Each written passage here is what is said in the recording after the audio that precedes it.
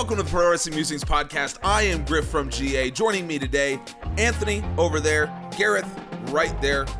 If you're watching, if you're not watching, that didn't make any sense to you. And I just have one thing to say to you. Why do you like wrestling statistics? Because I make you offers that you can't refuse, and those offers are to give you wrestling statistics. That's not my best, it's what I had this morning while we're recording. We got AEW Dynamite, we got AEW Rampage to talk about. This is always a weird time for AEW, really a weird time for any wrestling company when you're on the heels of a big pay-per-view like AEW has done it All Out. So coming off of that, how do you keep your storylines going? What storylines are going to continue? That's what we are going to talk about today. And we are going to begin with the biggest storyline going right now, and that is, of course, the saga between the Elite with Adam Cole and Bryan Danielson. Now, in my notes, I wrote Daniel Bryan. It's Bryan Danielson. This is a really interesting one because we haven't seen a match yet between any of these people. Bryan Danielson has yet to have his first match. So does Adam Cole. That will come soon. But as of right now, what we have to actually talk about are just some segments and some promos that we've seen on Dynamite and then on Rampage. So, Anthony, I'm going to go to you first. This is a stat-driven channel, obviously, but with no statistics to actually break down, this story is so far all about character work. So, for you, how good has the character work been so far, specifically of Adam Cole and Bryan Danielson?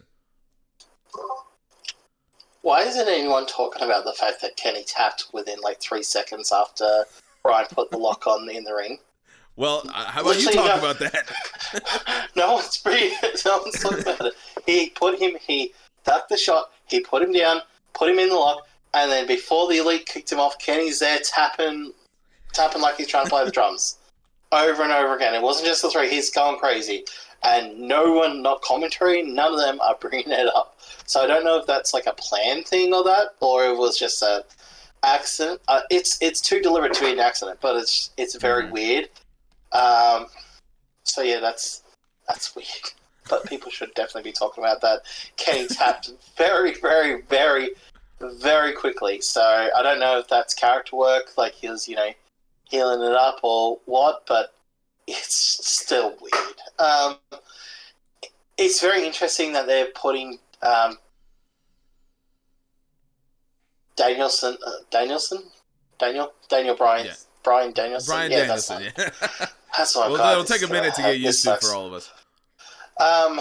It's very interesting that they're linking Bryan and Adam Cole together like this, where the promos that they're doing are one after another, and they're being obviously the entrances were done one after another as well, so they're keeping that linked together. So it's very interesting, and I feel very deliberate, and it'll be very interesting to see if maybe Kenny does lose, but not for a title match, just like they don't need to wrestle for a title. And, I don't think Bryan has said anything about the title. He just says, I want a match. So it'll be very interesting to see maybe Bryan beats Kenny and then Adam beats Bryan and then uses that to,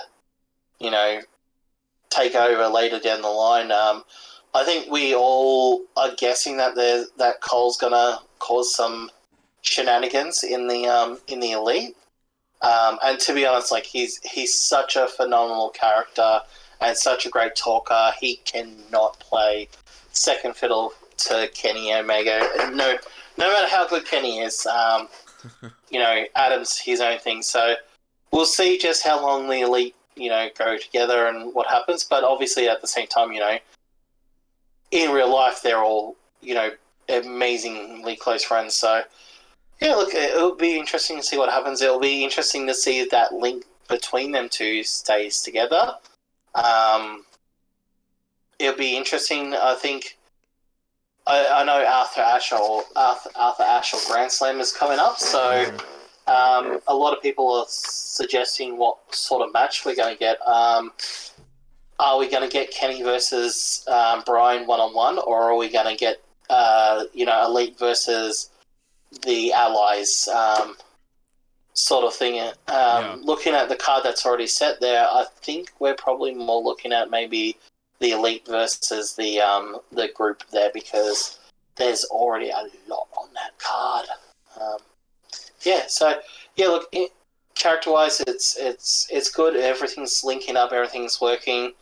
It'll just be very interesting to see what happens in the next couple of weeks, especially at Arthur Ashe. And, Full Gear's not too far away, so it also depends, I guess, on how long is Hangman away for. No one knows when he's come back, or hell, if he's coming back, he might decide that, hey, I like this tag thing, I want to keep doing it, I don't want to wrestle anymore, and that's a perfectly, normal thing. Like, I know a lot of people who have left jobs because of kids, so I guess we'll see.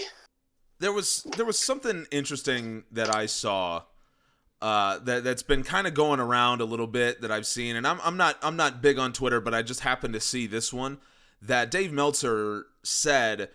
The money right now is in Kenny versus Punk and Kenny versus Danielson.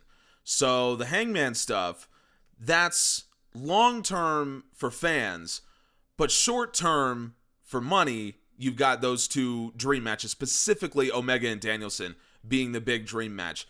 So for me, I think you just go, I think you go into that one, because I don't think it's a simple matter of short-term versus long-term.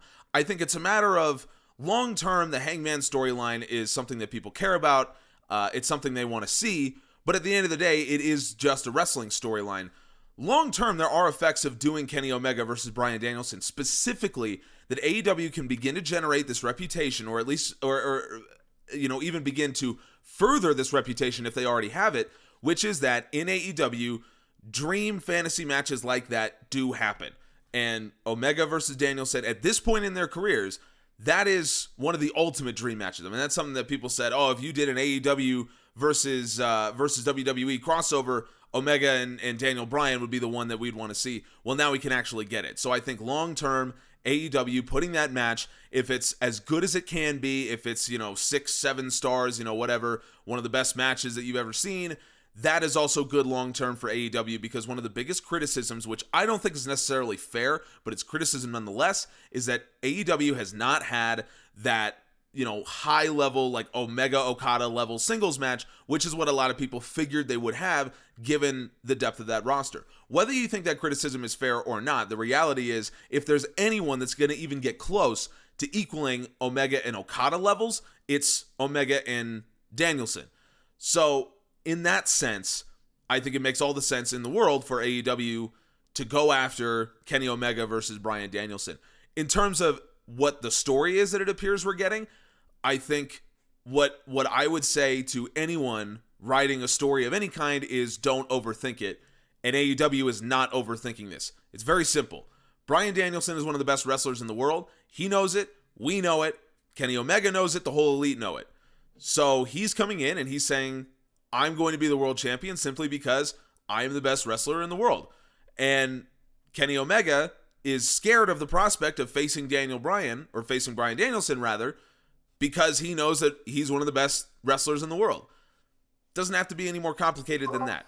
So what they're giving me in terms of that storyline, I'm liking it so far, because it's just simple. It doesn't have to be complicated, and they're not making it complicated. Adam Cole versus Frankie Kazarian is coming on this coming Dynamite, September 15th, I think, is the date of the show.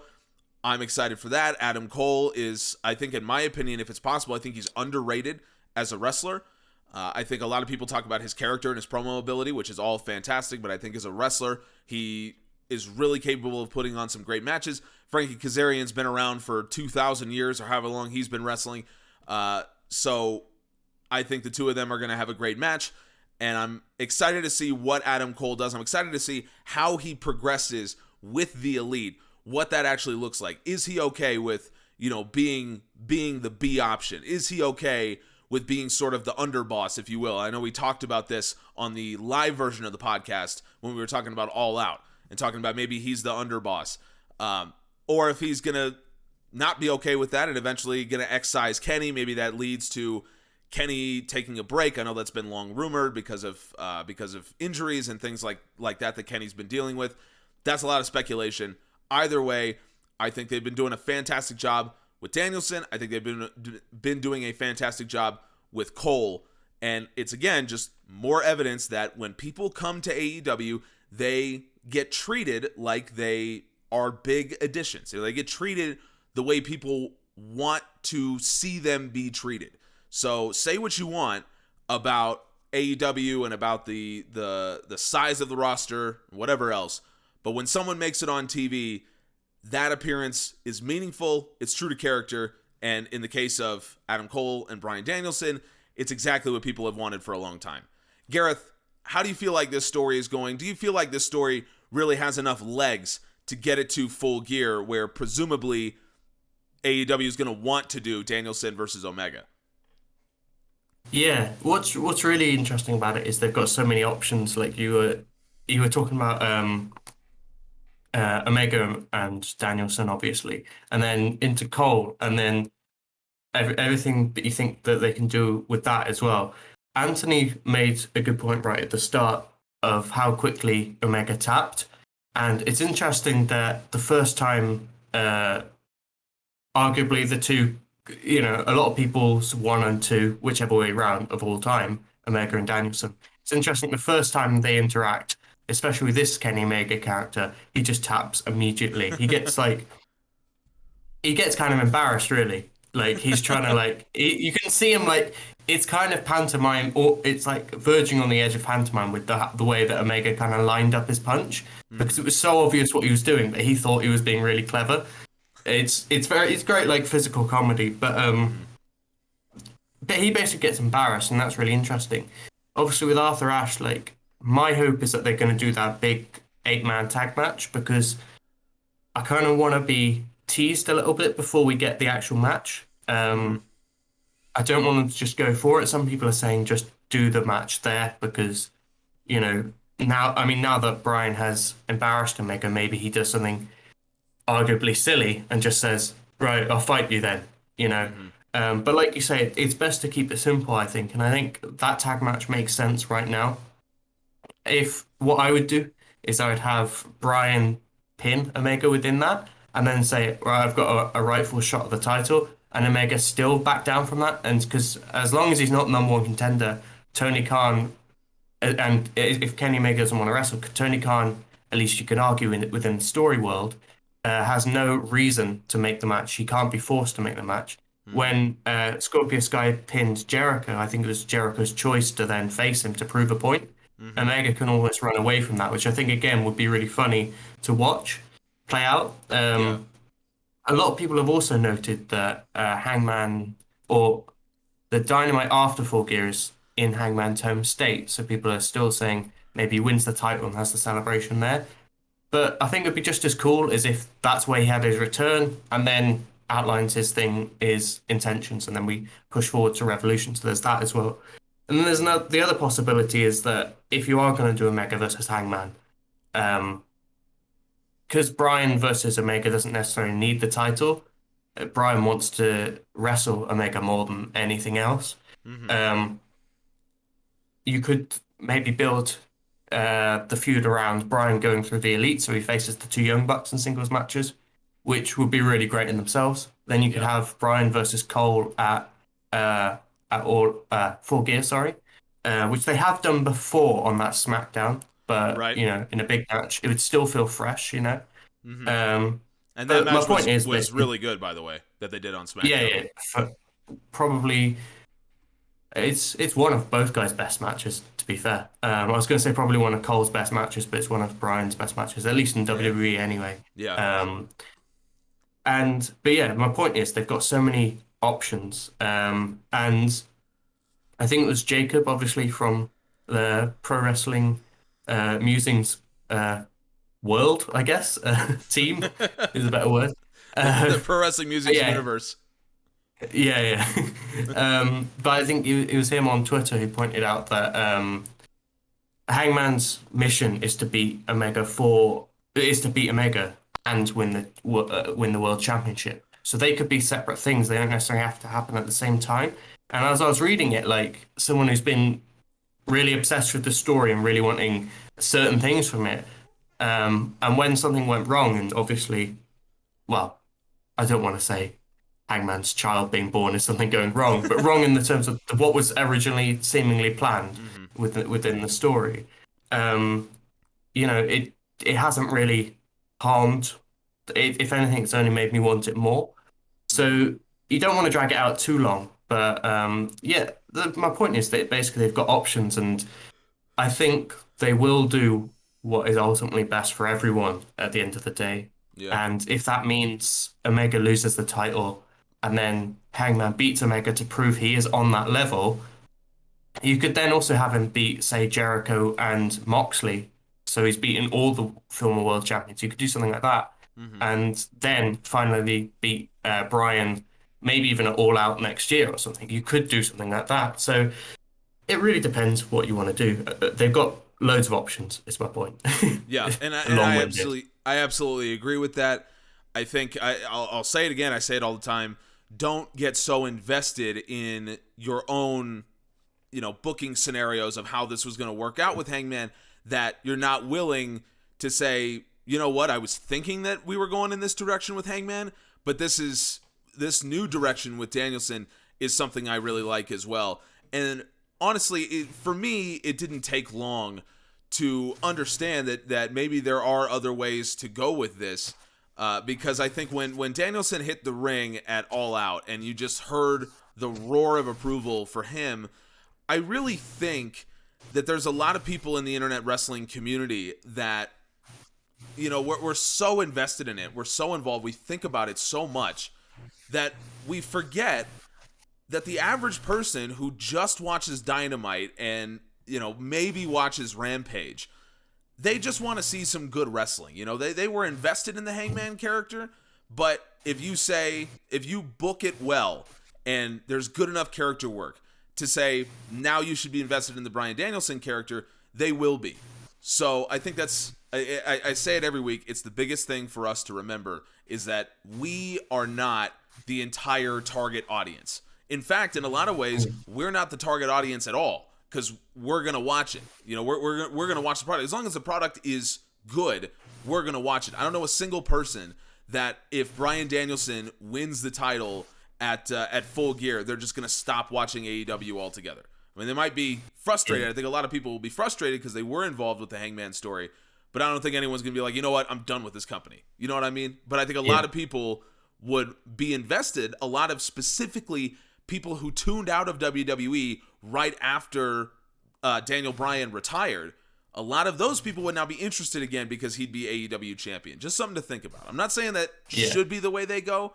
I'm saying that is something that we should all keep in mind as really passionate wrestling fans. It's always really important to invest in the story, not invest in your dreams and stuff. And those twists and turns within what happens within the whole story of AEW as a whole is what makes it interesting. If you know exactly what's going to happen, it's nowhere near as good. Also with Bryan, even if people did maybe start turning on him, he's one of the greatest heels of all time. So you could just build that into a character arc, which could naturally happen. And then when Hangman eventually wins, after he's beaten Omega, it's still just as huge a moment and you're just as relieved. So they've got options, they can do various different things. Just don't do something stupid because we have seen certain companies do that before. No, that's definitely true. But I think you put it really well there. Wrestling is such a weird thing where there are a lot of times in wrestling that we feel like we know exactly where this story is going and that's exactly what we want. And if you swerve us, if there's a twist, actually a lot of fans would reject that.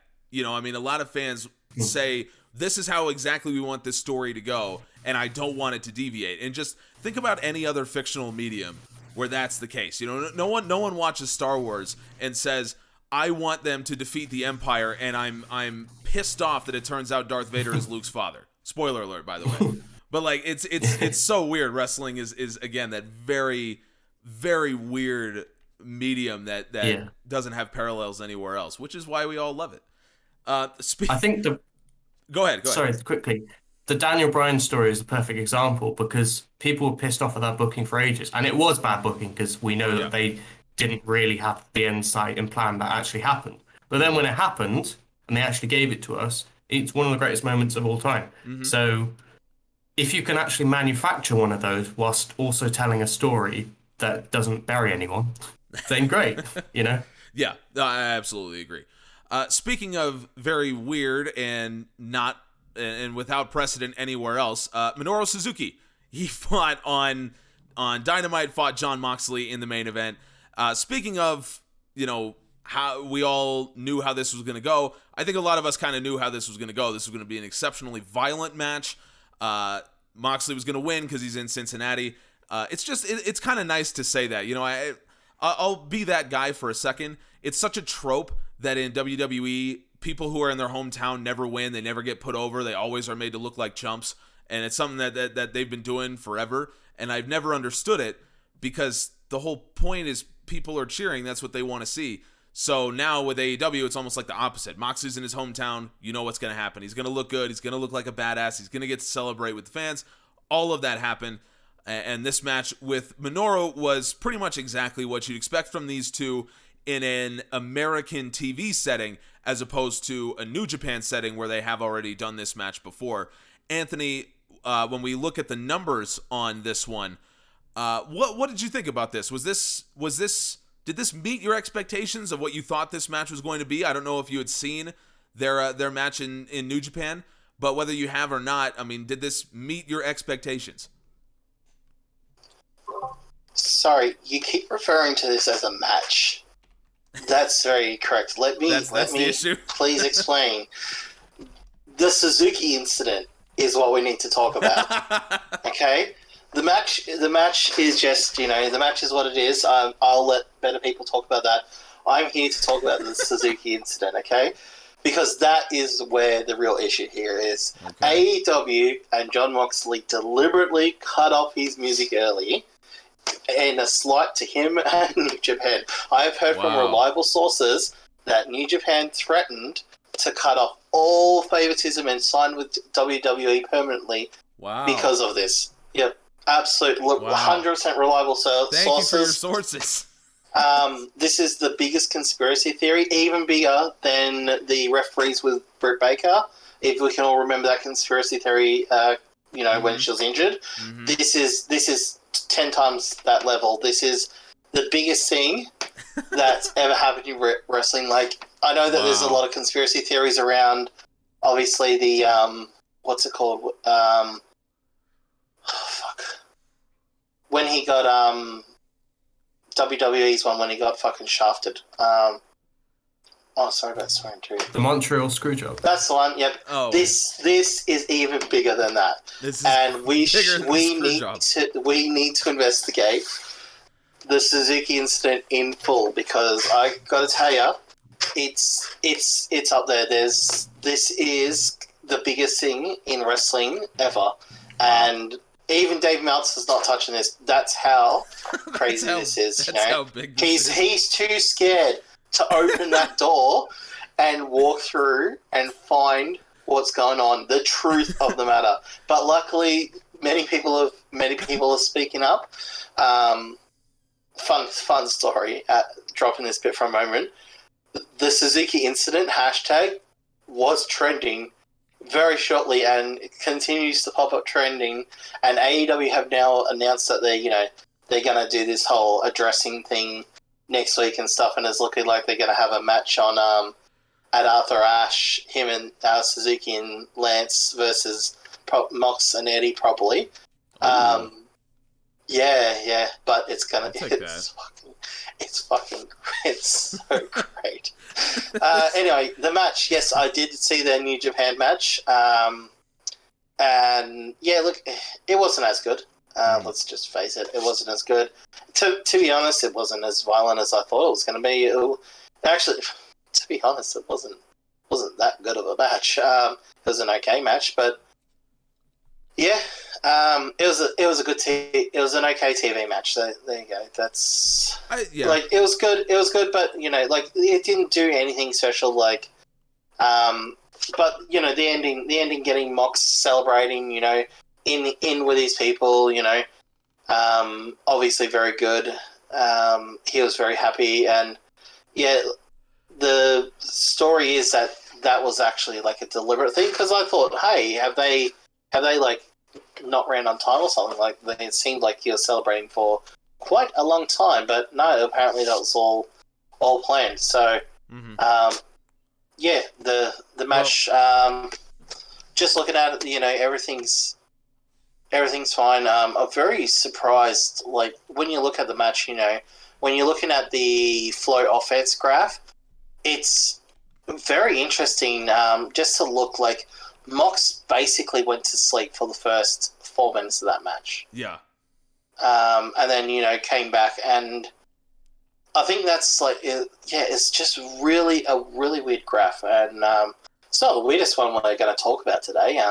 Me and Garth have already spoken a little bit about the weirdest one, but this one's just really weird. It's and that's why I think I have those things about the match that it didn't seem to really be on the level of their last one, but it's his introduction to the AEW crowd, his introduction. But the biggest thing is that the week he main events Dynamite is the week Dynamite beats Raw in the demo, and that's the real story here. Oh, that is interesting. So there's multiple real Suzuki stories. Incident. There's multiple real stories. None of them real are the story match. is.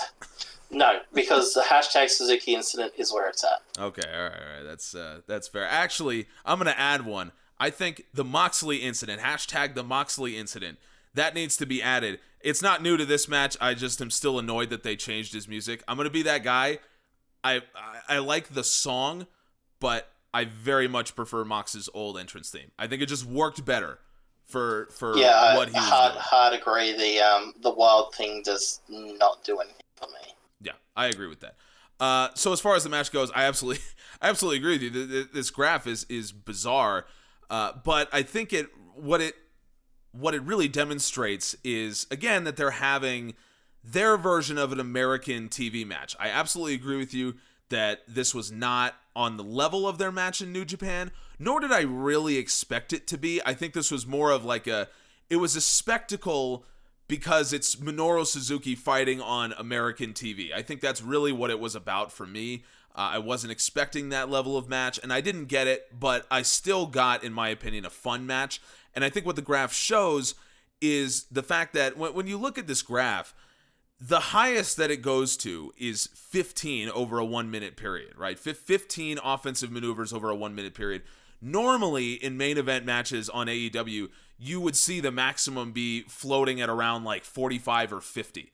And so what it really shows is, even though there's big spikes in this graph, it's really because these guys were not doing a ton. Now, they threw a lot of strikes, 70 combined strikes between them in an 8-minute match. That's a lot of action. But so much of that was, the lockups and the forearm smashes and the clothesline spots with Suzuki where he couldn't bring him down and all that stuff. All of which I thought was good. I thought it told a really good story. This to me felt like sort of an experimental match. I agree with you, Anthony. It wasn't as violent as I was expecting. It was still pretty violent. These guys were just going right at each other. I mean, they were punching each other right in the throat. But it wasn't as bloody and as, whatever. Which I think, honestly, is kind of a net positive for AEW, because I think AEW has a tendency to show a little bit of color, to get really violent in matches like this. And this one, they showed some restraint, which is cool just because, I like violence as much as the next guy, but you can't do it all the time. There has to be a break in that, and I think AEW straddles that line pretty well. So at the end of the day, I think this match was good. I found it really entertaining. Both men came out looking like absolute badasses, which I guess is really the point. And Moxley got to celebrate with the fans. I guess it felt a little long, but for me, I love seeing it. I love seeing it at any time, but especially after a year plus of not having fans. For Moxley to go in and just be surrounded by all these people that love him and are invested in him, that was just a really cool moment for me to see. So for all that, I think it did its job. It's not going to be a main event that people really talk about going forward, but I don't really think it needed to be. Not everyone needs to be Omega versus Phoenix. Not everything has to be that. So I think it did its job in that regard. Gareth, what did you think about this one? Yeah, I think you guys have mostly summed it up, really. It was a match which was a slight disappointment on reasonable expectations, but those expectations were reasonably high as well. So it was still good. The incident, obviously, you've already covered. It looks like they're going to be building that into a story. Whether that actually was on purpose or not, I don't know, but I don't really care because they're building it into a story, it seems now. And that means we get these guys tangling up more, which is good.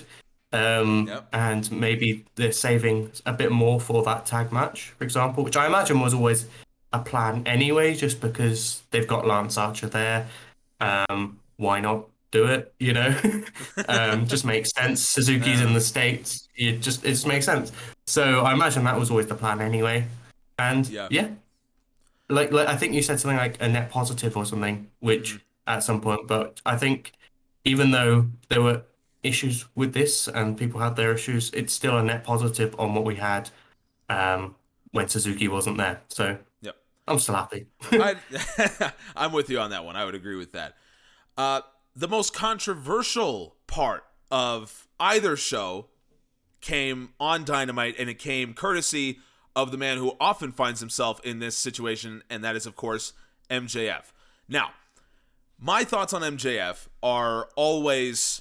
I make myself clear when it comes to MJF, which is that I think he, right now, is one of, if not the best heels in the world. And for the next 15 years, he will be the best heel in the world. He is an asset to AEW. Anything he does is excellent, and I find it entertaining. That goes for his promo on Dynamite. However, he definitely said some stuff that was very much flirting with, can you say that? Which, in my opinion, I know nothing about this. I'm not a journalist. I only play one on TV. So I don't know this for sure. But I'm guessing that there was no way that MJF just decided I'm going to rail on Brian Pillman's family and not talk to him about it. There was obviously discussion, in my opinion, between MJF, Brian Pillman, and the members of Pillman's family about, here's what I'm going to say. This is the kind of emotion that I'm going to evoke, and I'm going to do my absolute best to put Brian Pillman Jr. over in Cincinnati, which, by the way, I actually forgot that Brian Pillman is from Cincinnati, so that was cool. The Welcome to the Jungle line, I loved. I think the fans got super into that, and it's awesome. Again, you go back to the hometown. There's such a loyalty to your hometown, especially places like Cincinnati, places in the Midwest. There's such a loyalty baked in for people that live there, especially because Pillman was wearing the Bengals jerseys. The Bengals were going to play on Sunday, and in fact, the Bengals ended up winning with 5 seconds left in overtime. So good week for the people of Cincinnati. So I think whatever controversy exists is whether or not you liked the specific contents of the promo. I think there's no doubt that whatever was said was already discussed, so I don't think anyone should try to manufacture controversy about, did MJF offend the Pillman family? Obviously he didn't. I think he wouldn't have said anything that the Pillman family wasn't okay with him saying. So for me, this comes out again. MJF is a phenomenal heel. He gets heat. He does cross the line for a lot of us, but I think just like anything he does it in such a way that, it crosses the line for us, but I don't think it's gonna piss off anyone backstage. Again, I'm a nobody. That's just my read on the situation. So, Gareth, we'll go to you first, and we'll talk about the match on Rampage in a little bit. But just when it comes to the segment on Dynamite between the vitriol from MJF, the response from Brian Pillman, and the little tease of further fractions between MJF and Wardlow that we saw in there as well. What did you think about this segment? What were your thoughts overall? I quite liked it. I think when it comes to that controversy side of things, the only people have, I don't want to say a right to be offended because I don't know, but basically that, are his family. And you could see it all over Aunt Linda's face she was having a great time. And I don't expect Aunt Linda to be the greatest seller of heat or whatever, but they were clearly all in on it. I think that's clear personally, and it was something which I think they all knew this is within the realms of like a character, so it's fine. Mm-hmm. I mean, if anyone's family should understand that, it would be Brian Pillman's, because That's a good I mean point. he's someone who probably someone would say took a character too far. So I think they would understand what the line was more than anyone. Um, but yeah, I think it worked. Obviously, it got the desired response, and then it worked ultimately because it made you want to root for Brian Pillman even more, Right. which is obviously great. I'm glad you mentioned the Wardlow thing because that's what I really want to talk about. Okay, good. This is just, it's been coming for a long time. And just when it happened, I just started getting so excited. Those little, Wardlow did it really well. He left it just long enough for you to think, oh, is he turning here? And then he was like, no, I'll think of my family. Because obviously, even still in kayfabe, somehow Tony Khan hasn't properly signed Wardlow. That's true. He's still technically on MGF's payroll. So, yeah, it was just enough for me to think, oh, is it happening now? And then, it didn't, which I think is probably good for here. But I do think it could happen someone like Arthur Ashe, where you get a massive response. And that is my hope, because I'm just so desperate to see babyface Wardlow tearing through everyone. And can you just imagine him against like Miro or something like that? Oh, just having all those house battles with all the big heels, basically, and then he can beat up matches. the smaller heels like MJF and stuff like that as well. Mm-hmm. I just punish them. I'm just really excited for that, really, and I'm hoping that, because Brian Pillman, this seems a way where it's a step down for MJF, which I think was necessary after the Jericho year-long spanned rival. Well, wasn't, not all of it was a rivalry, but the last 6 months has been quite an intense thing for him. And I think it's good to like cool down with something like this. So it's something which kind of fits everyone, but maybe it's something they're doing in order to build MJF's next big feud, which could be Wardlow. That's my hope. Yeah. So yeah. We'll see, I guess. We'll see. So I've seen a little bit of speculation. You bring up the potential of a turn at Arthur Ashe. I've seen a little bit of speculation that, potentially we might get. I mean, we're going to get Pillman versus MJF at Arthur Ashe. So potentially the turn could happen there. Potentially that could lead to a tag match, and the turn could happen there, which would be interesting. It's kind of a turn on the trope that you go tag to singles.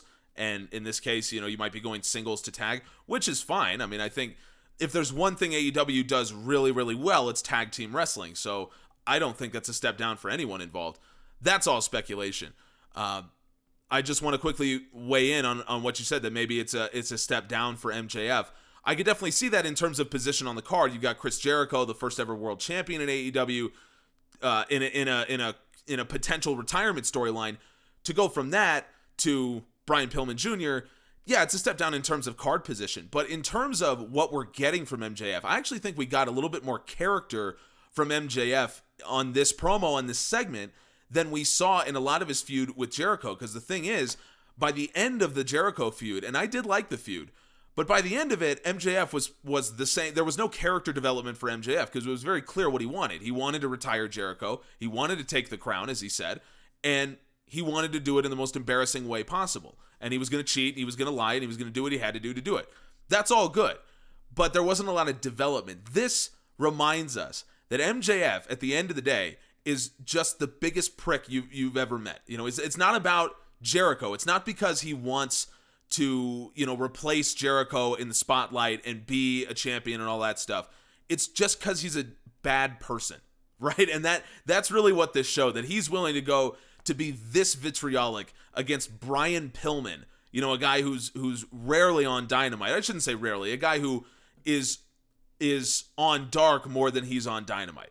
And MJF is still willing to unleash this verbal tirade against him and his family for no other reason than just he's not a good person.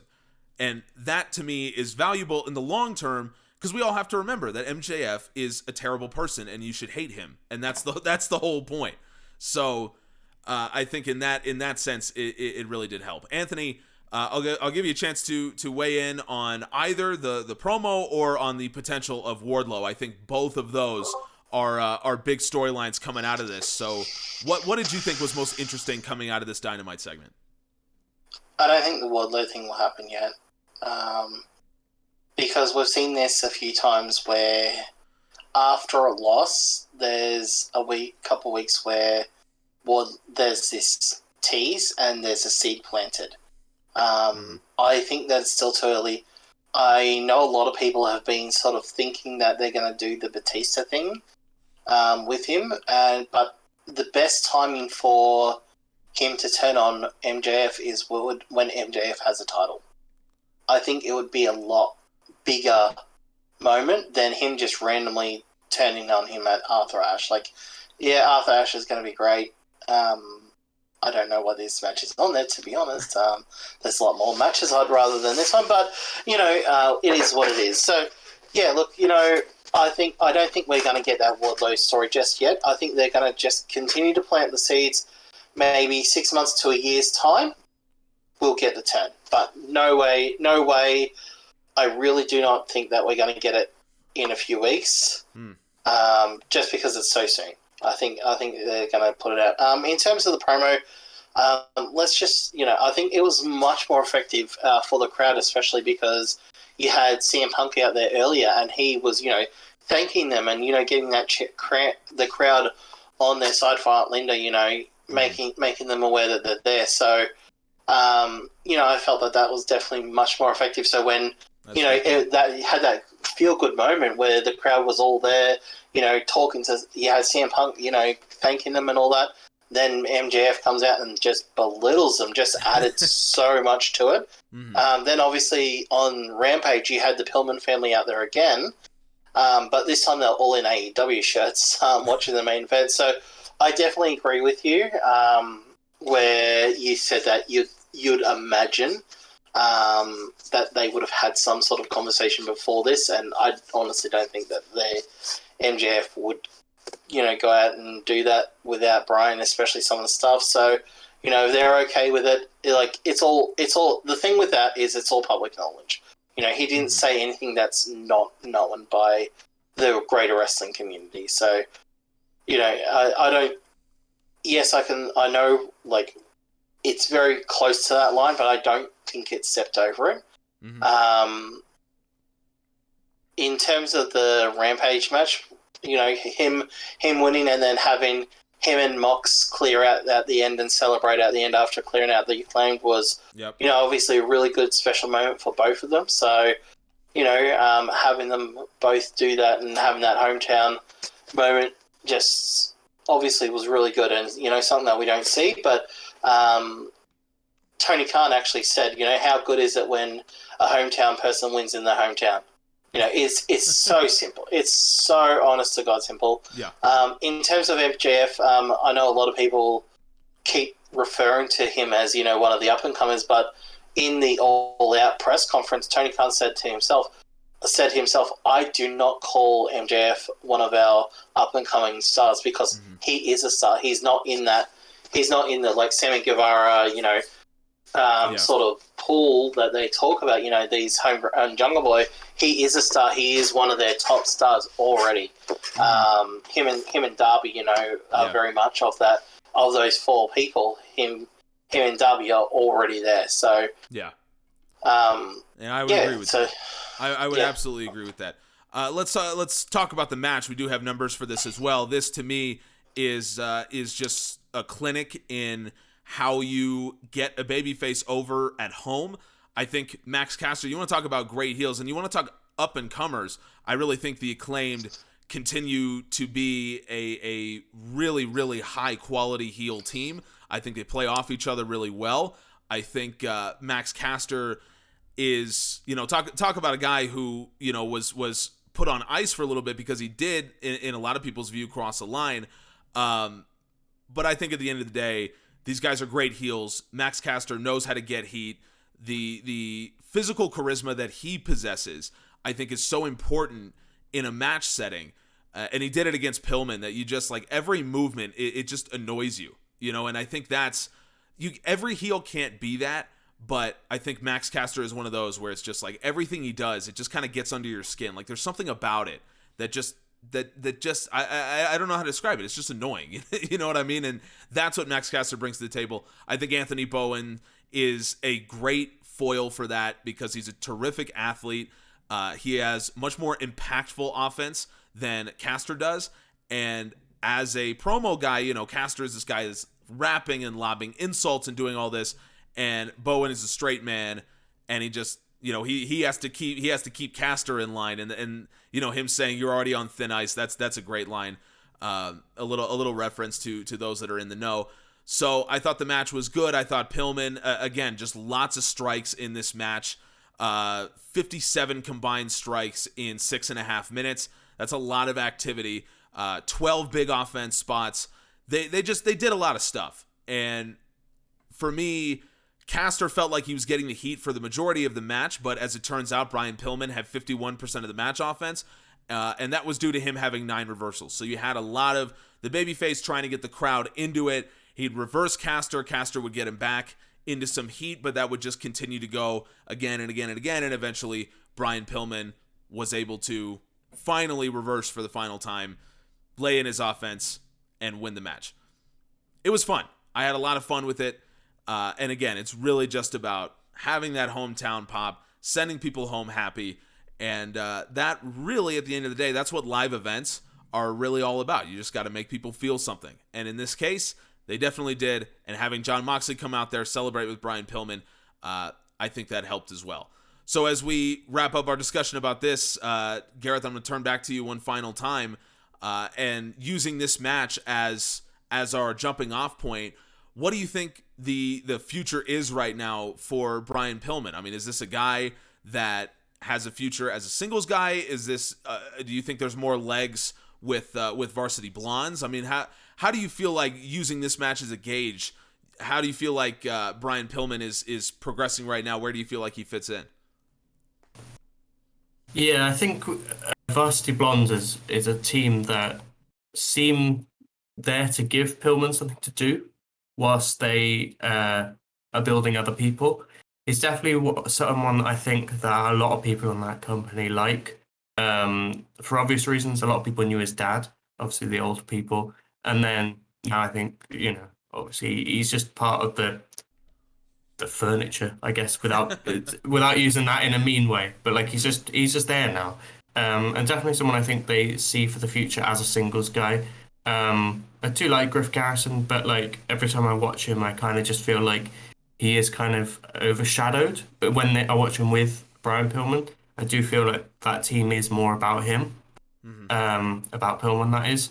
So I definitely do see that. I think you're right about Max Caster as well. Like, I think with the Acclaimed, it's kind of the opposite because those two guys kind of need each other. Max Caster is really charismatic and very underrated in the ring, but there is just, like you said something like not every heel can be like that, but a lot of them are, particularly in AEW. You've got a few, and MJF is just doing that to a level which Max Caster, through no fault of his own, will probably never actually reach. Yeah. It's a high bar. Just because MJF's that good. Yeah, exactly. Whereas Anthony Bowens is, you know, a really good in-ring wrestler there, but he doesn't necessarily have the charisma or whatever. So as an act, they just work, and I think Varsity Blondes work for now. But I think the image or the idea is more to build Pillman as a singles guy, which does make a lot of sense. I think his name alone just carries more weight than Griff Garrison's, so he's naturally always going to be a little bit overshadowed anyway, just because of that, because people loved his dad so much. And that's something you can't really help, but it's good. I think it's a good way to, you know, utilize a guy that, because I mean, it's a big topic at the moment, but they have got a stacked roster. They've got so many people. You got to find spots for everyone. It's a good spot for Pillman right now, and hopefully they do have a good run. And then eventually, in whatever way, they'll go their separate ways, I think. But yeah. Well, it's a really good shout to compare these two teams in terms of what they're there to do, because I agree with every word. And I think AEW is a place where there is no indication that a tag team can't have, you know, their entire run in the company just be as a tag team. I mean, there's no indication. Like the Lucha Brothers, they teased a breakup, and those guys have been together for years, and they teased a breakup, and now they're tag team champions. So I think if you're going to say the Acclaimed have to be together for the long term and for the foreseeable future. And I agree with you. I think they should. I think AEW is the place where they can be together, and there's not going to be an issue of, oh, do we need to break this team up? What do we need to do with them? I think they have time to come into their own in the tag division, and we'll see what happens. I think, they will have time, and we've got babyface champions right now in the Lucha Brothers, but as we'll talk about in a second, they're not traditional babyfaces, the Lucha Brothers. So maybe for the Acclaimed, we may have to wait a couple cycles until we get a really traditional babyface champion tag team for the Acclaimed to really hit their stride in a tag title feud, which is fine. Everyone's got to wait. Anthony, I'll give you the final word on this one as it pertains to the future of Brian Pillman. How do you feel like he fits in long term in AEW? Pretty much what you guys have said. He'll do the tag for a while and then go off and be a singles person. Yeah, got nothing really to add. Apart from that, Caster's returned when he on Dark. His promo was really cool because they come out and they had like a script and they pretended that they were reading off the script. That was quite funny. Go and look at it. Go and watch that one.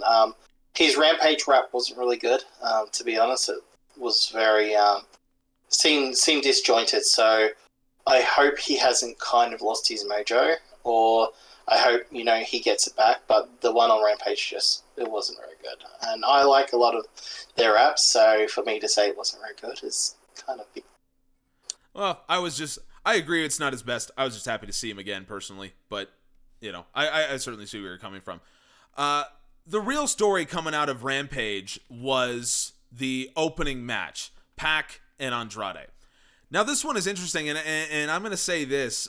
This was the way that it was presented on ProWrestlingMusings.com. You should be following along with the stats, by the way, if you're not watching on YouTube, so you can see what we're talking about. The way that it was headlined on PWM, Andrade is good after all. Now, this is an interesting one because I think a lot of people look at this and say, well, of course, Andrade was always good. But I think this is an important question to tackle because we consider AEW to be this place where everyone has good matches, and it's a worker's paradise. You get to work the way you want. You get to present your character the way you want, and it's that sort of place. But I think it's important to remember that AEW, as great as it still is by and large the American style of wrestling. Even as much as the Lucha Brothers are there and Laredo Kid's been in and all that, we've seen a lot of the Mexican stylings come in.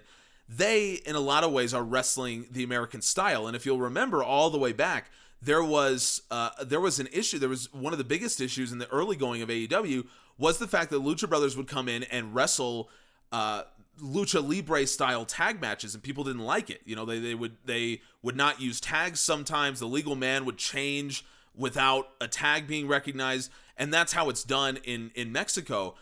But the American style doesn't really allow for something like that. So I think it certainly was possible that Andrade just was not going to work out as well in AEW as everyone had envisioned, because it's all about how well can he adapt to the American style.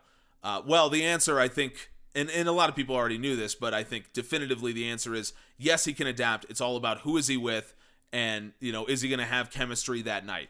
In this case, Pac, no disrespect to Matt Sydal, but Pac is a big step up over Matt Sydal in terms of what he can do. These two guys really hit it off. I think this was a really entertaining match. And I'm going to go to Anthony first, because you mentioned earlier on that there was a more interesting graph than Moxley versus Suzuki, and something tells me that it might have been this one. So Anthony, I'll give you the floor on breaking down this match. So the question, I agree that this question needs to be discussed, and me and Gareth actually started talking to this when we sort of stopped ourselves and said, no, let's wait for the actual recording to happen, because we're getting interested into it. But the question I want to ask is, was Andrade actually good in this, or was this just Pac being amazing? And when we look at everything, I am kind of on that it's just Pac being amazing. Now, couple reasons why. So this is why we have the numbers here, because he can back up something like that.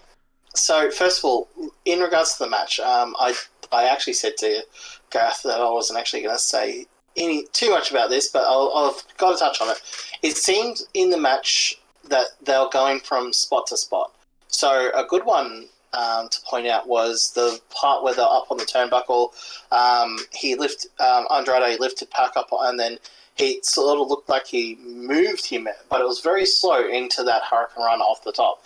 And it just seemed like it was a lot slower, like it wasn't very smooth.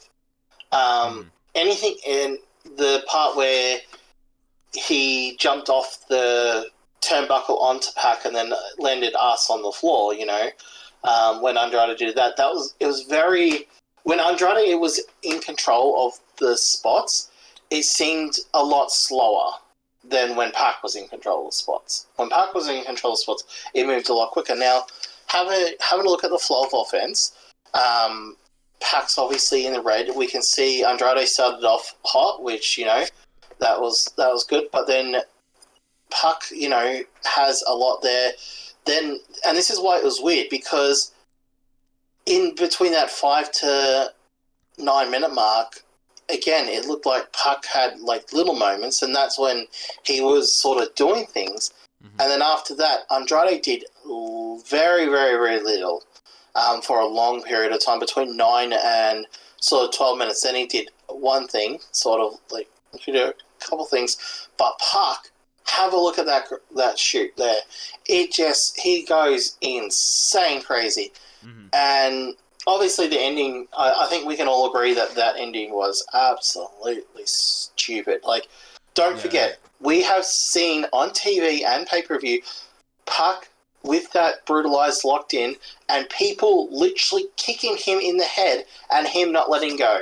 Yeah. So not just people, the AEW World Champion, right? Yeah, exactly. So, I don't believe that, and that was absolutely stupid. But that offense, just the way it skyrocketed. So, obviously, Andrade has 53% of the offense. However, the offense that Andrade has is very slow and methodical, where Pac's is just explosive. So, a lot of people were saying, okay, hey, this is a great match,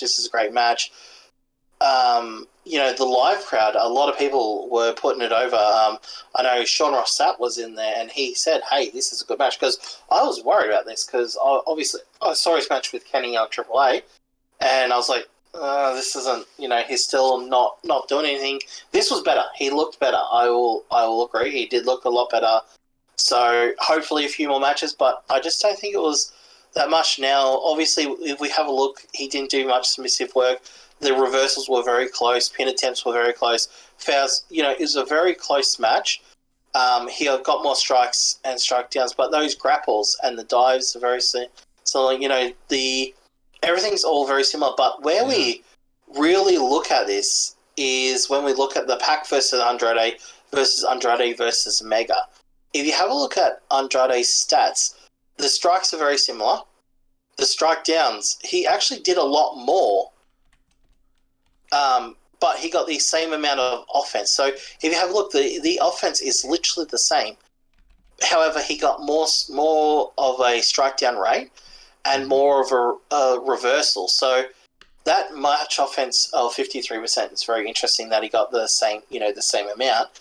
But just looking at it, he did a lot more in that match, but looked worse. And I just think that, for me, looking at those numbers and looking at the graphs and how they all look and, putting it all together, it kind of paints a picture, because we all know Pac's just super amazing, that maybe it wasn't Andrade being good in this match. Like, yes, he was good.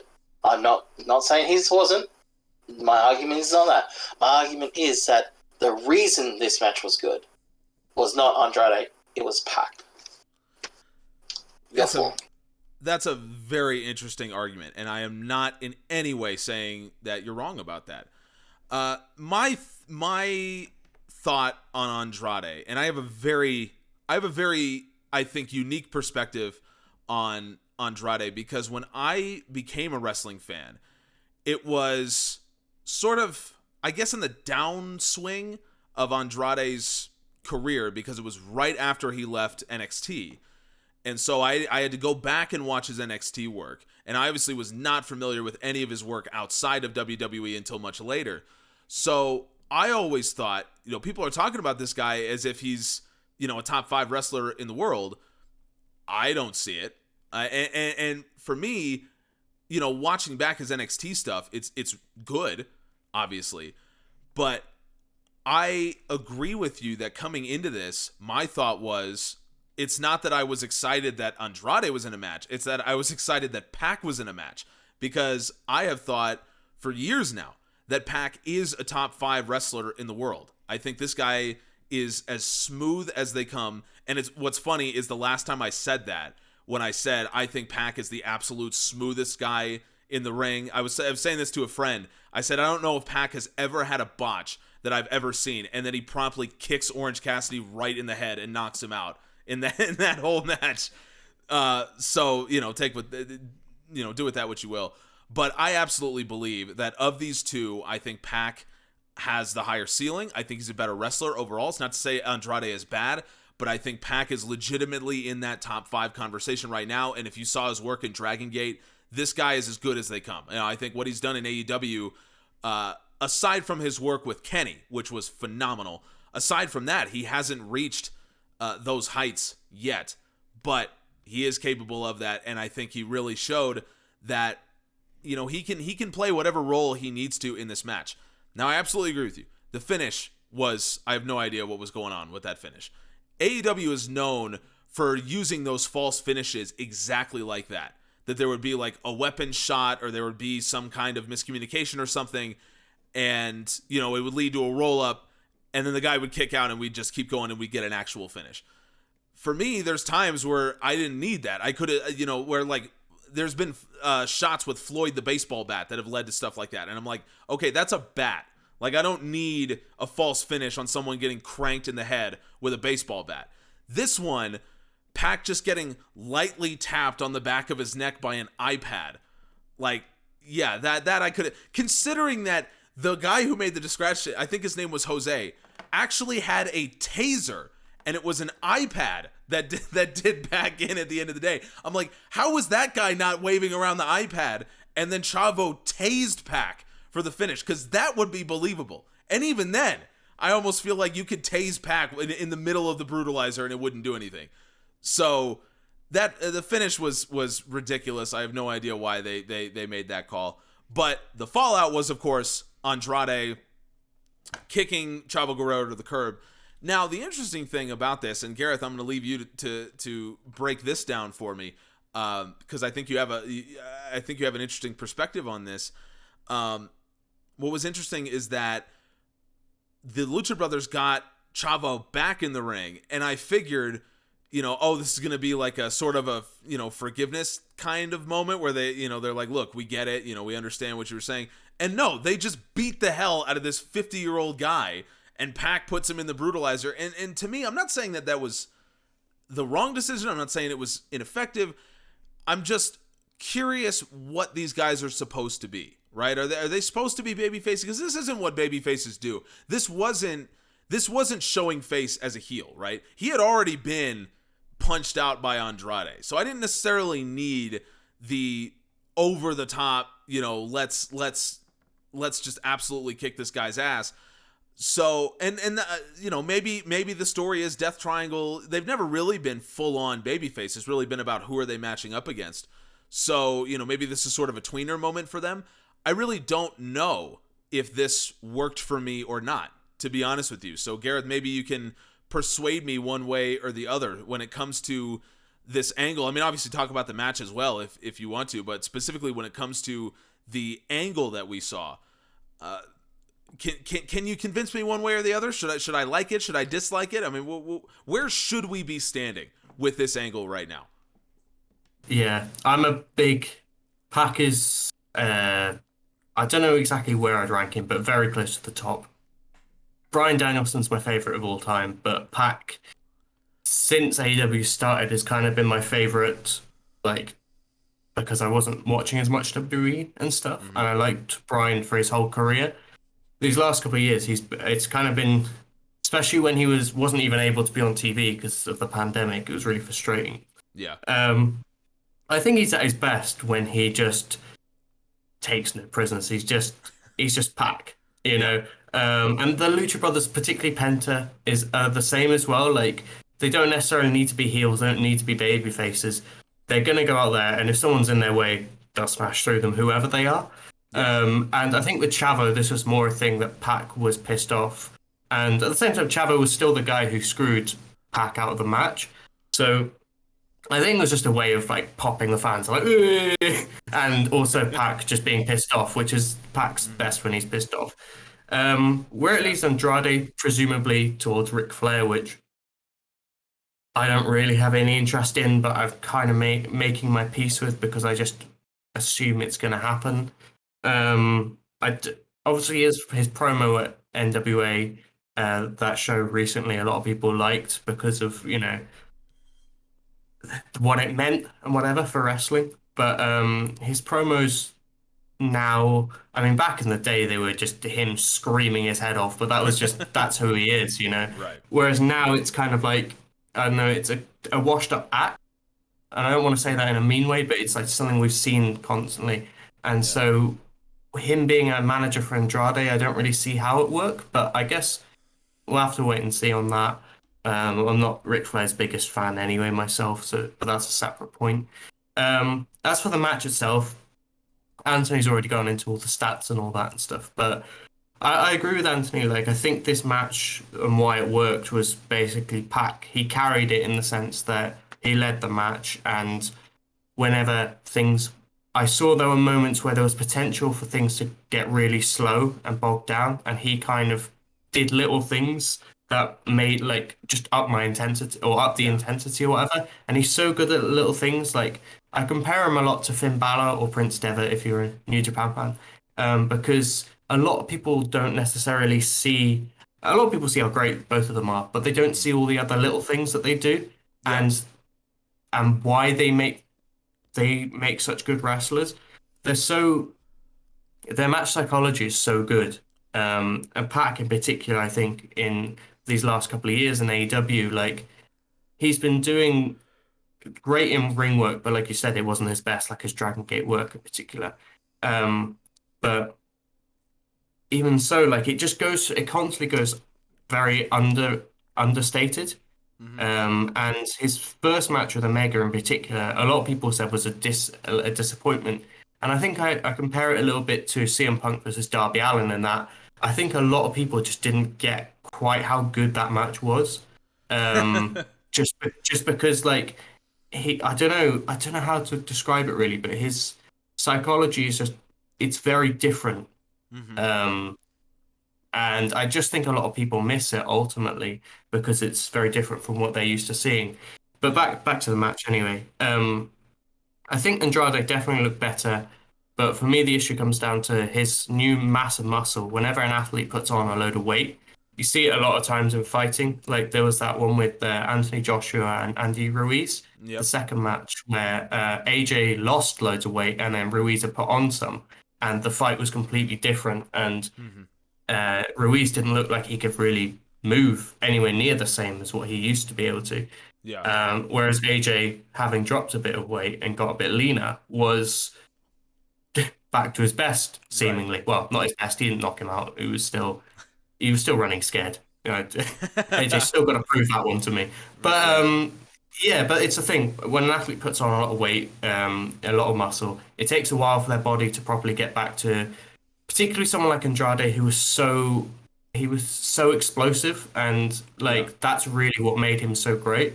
And without that, or as he's getting back to that, it's going to just take a little bit of time for his body to adjust ultimately.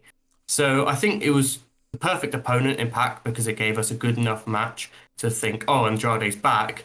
But I think when you actually look into it and you actually analyze the match, I think you see that there's still a few things for him to overcome, and I hope that he just gets the right opponents so that people don't just immediately turn on him. Basically, is what I'd say. I would agree with you on that one. If you have an opinion about who might have carried this match or whether Andrade had more to say, please go down in the comments or reach out to Gareth or Anthony on Twitter and discuss this, because I think that whole idea, yes, we have our numbers and we can show how the numbers would certainly back up the fact that Pac carried a lot of this match. At the end of the day, it's all about how did you see the match, and maybe you saw something we didn't.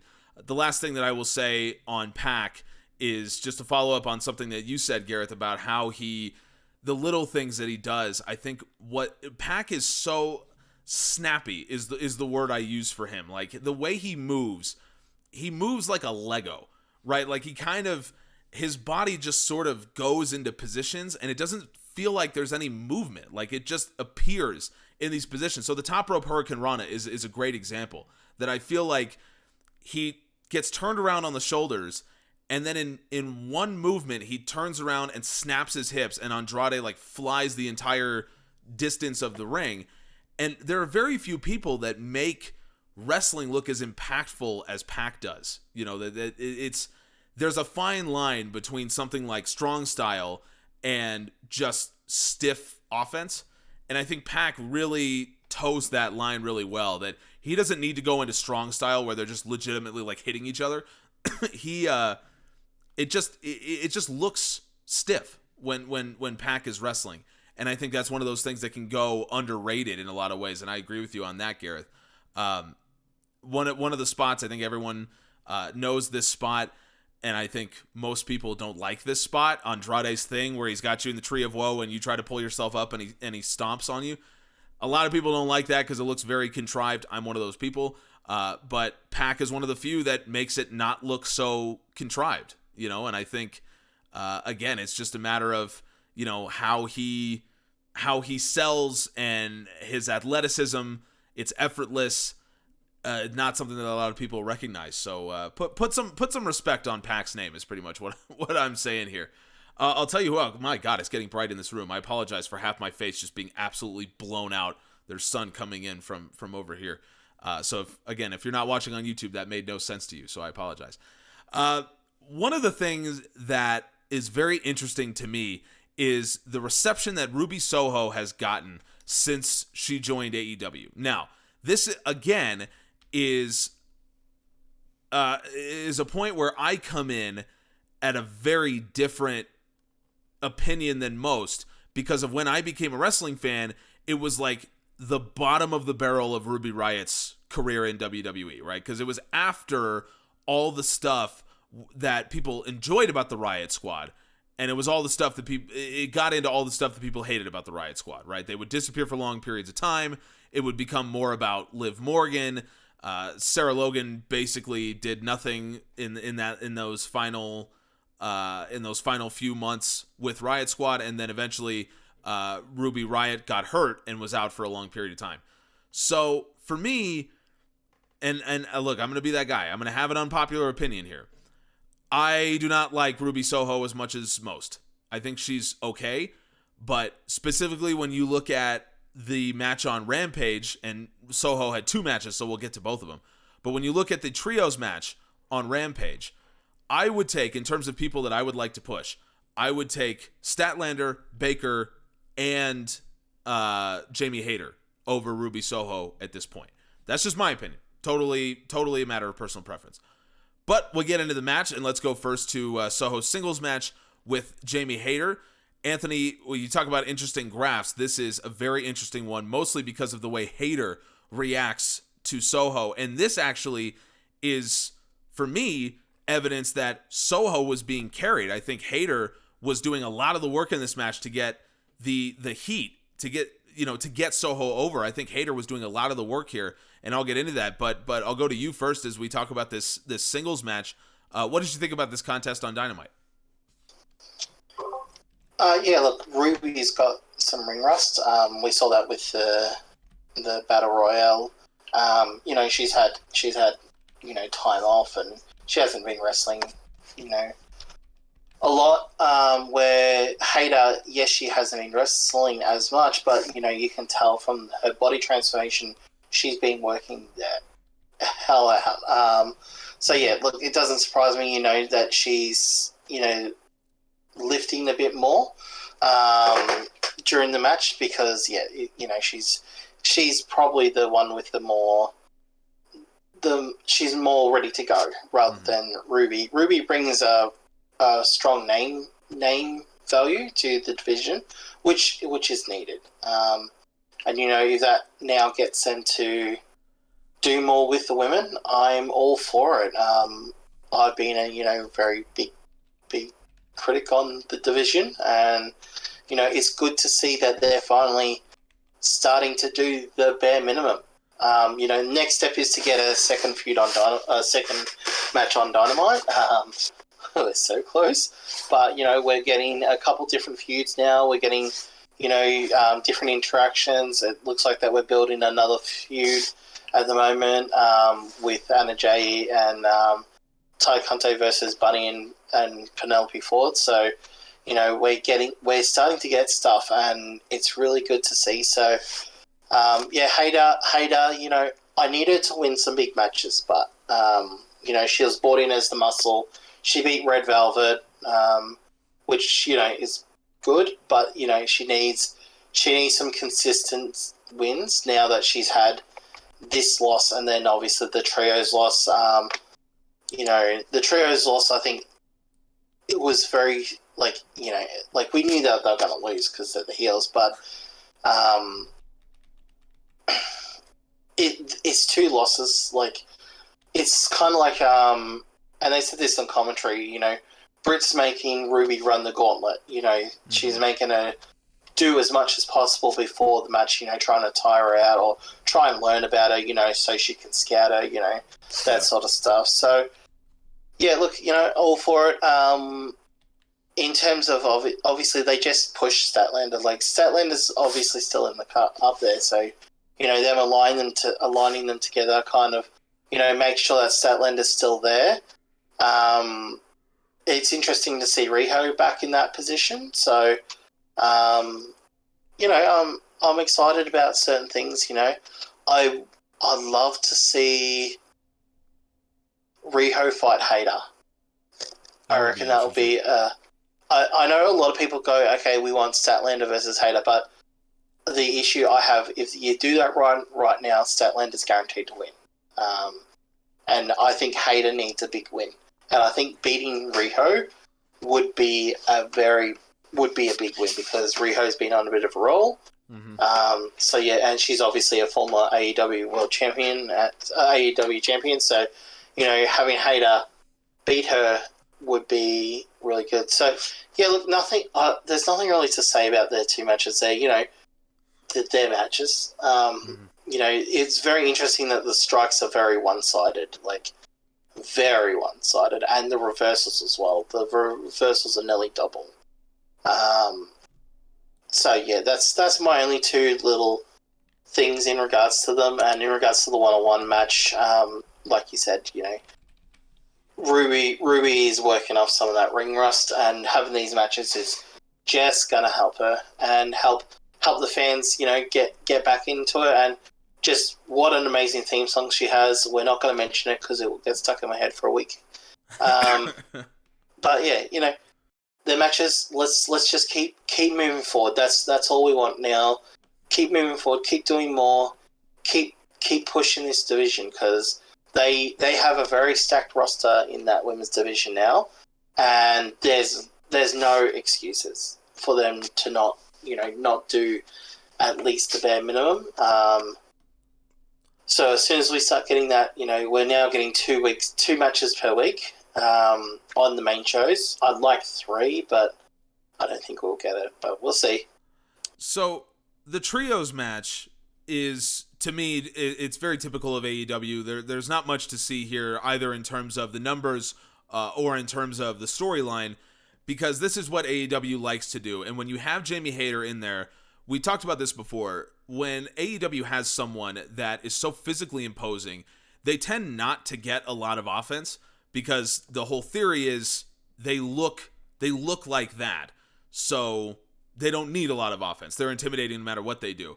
And Jamie Hayter, I think, now is officially in that category, that she's been put over as, one of the strongest women in the division enough times that AEW now feels like we don't need to give her a ton of offense. People just know what they're getting with Jamie Hayter, which is true because she looks very physically imposing, which is part of the reason why I think in terms of long term, if I were booking, Hayter is someone that I would look at as saying, we've got some potential here as a real monster heel champion, much better than Nyla Rose when she was champion.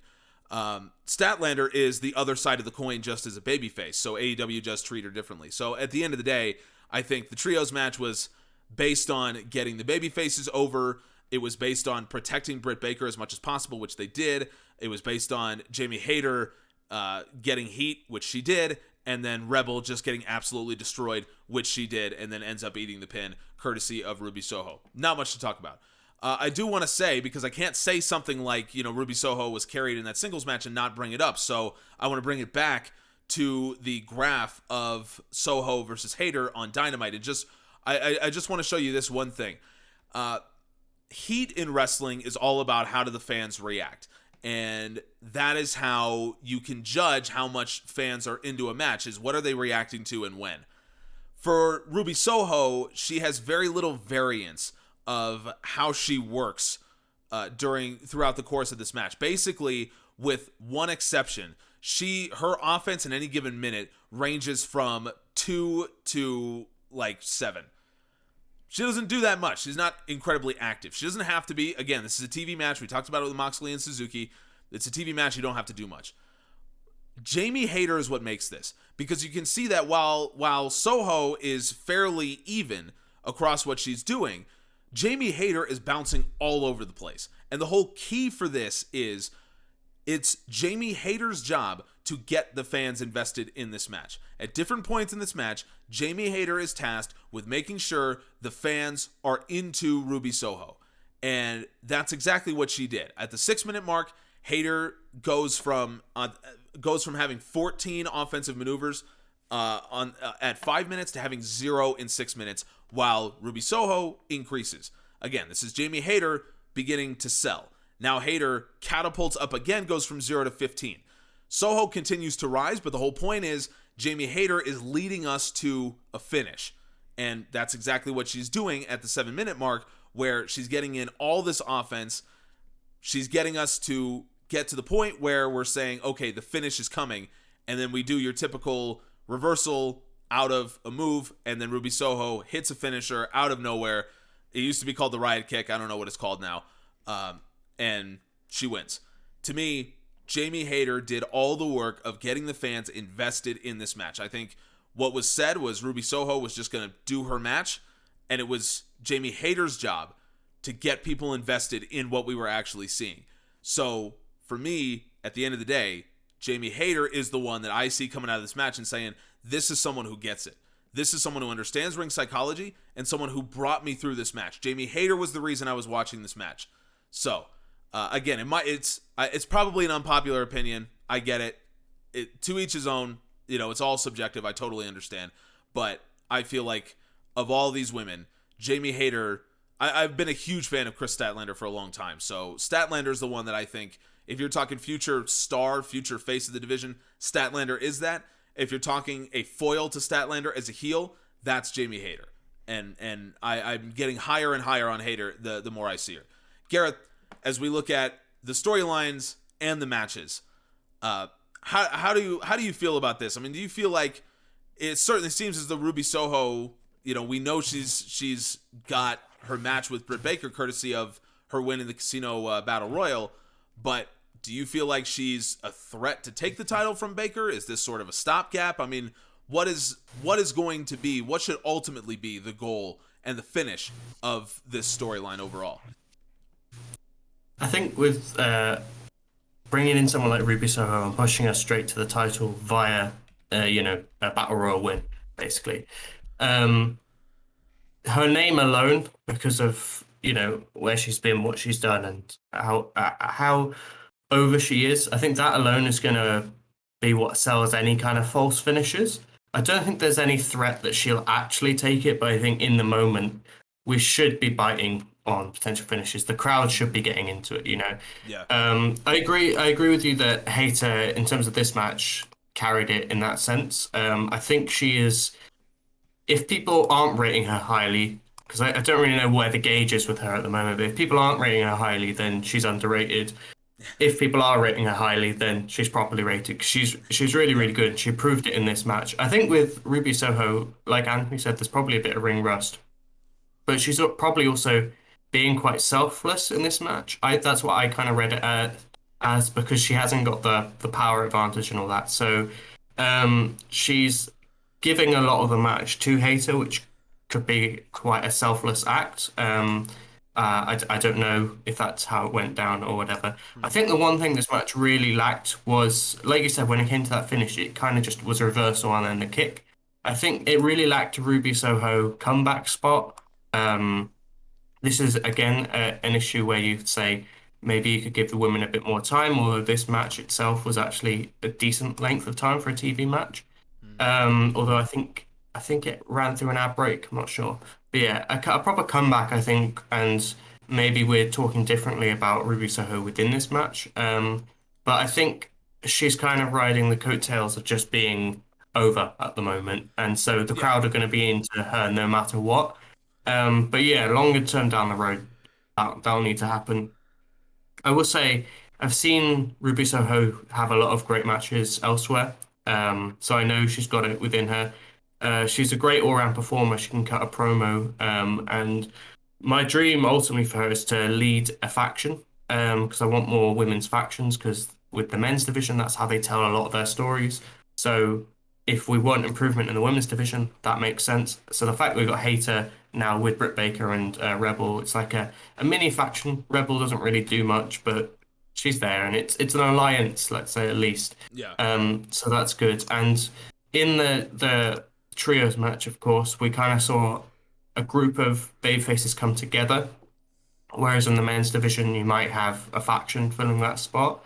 I really like the chemistry between Riho and Statlander. If they were to bring in a tag division, for example, that's one that I wouldn't have expected, where I'm like, oh, actually, I'd be interested to see how that went, especially with the power of Statlander and then Riho, coming off, doing the sell job, and then Statlander coming in with a hot tag. And that's the kind of stuff which I see working a lot.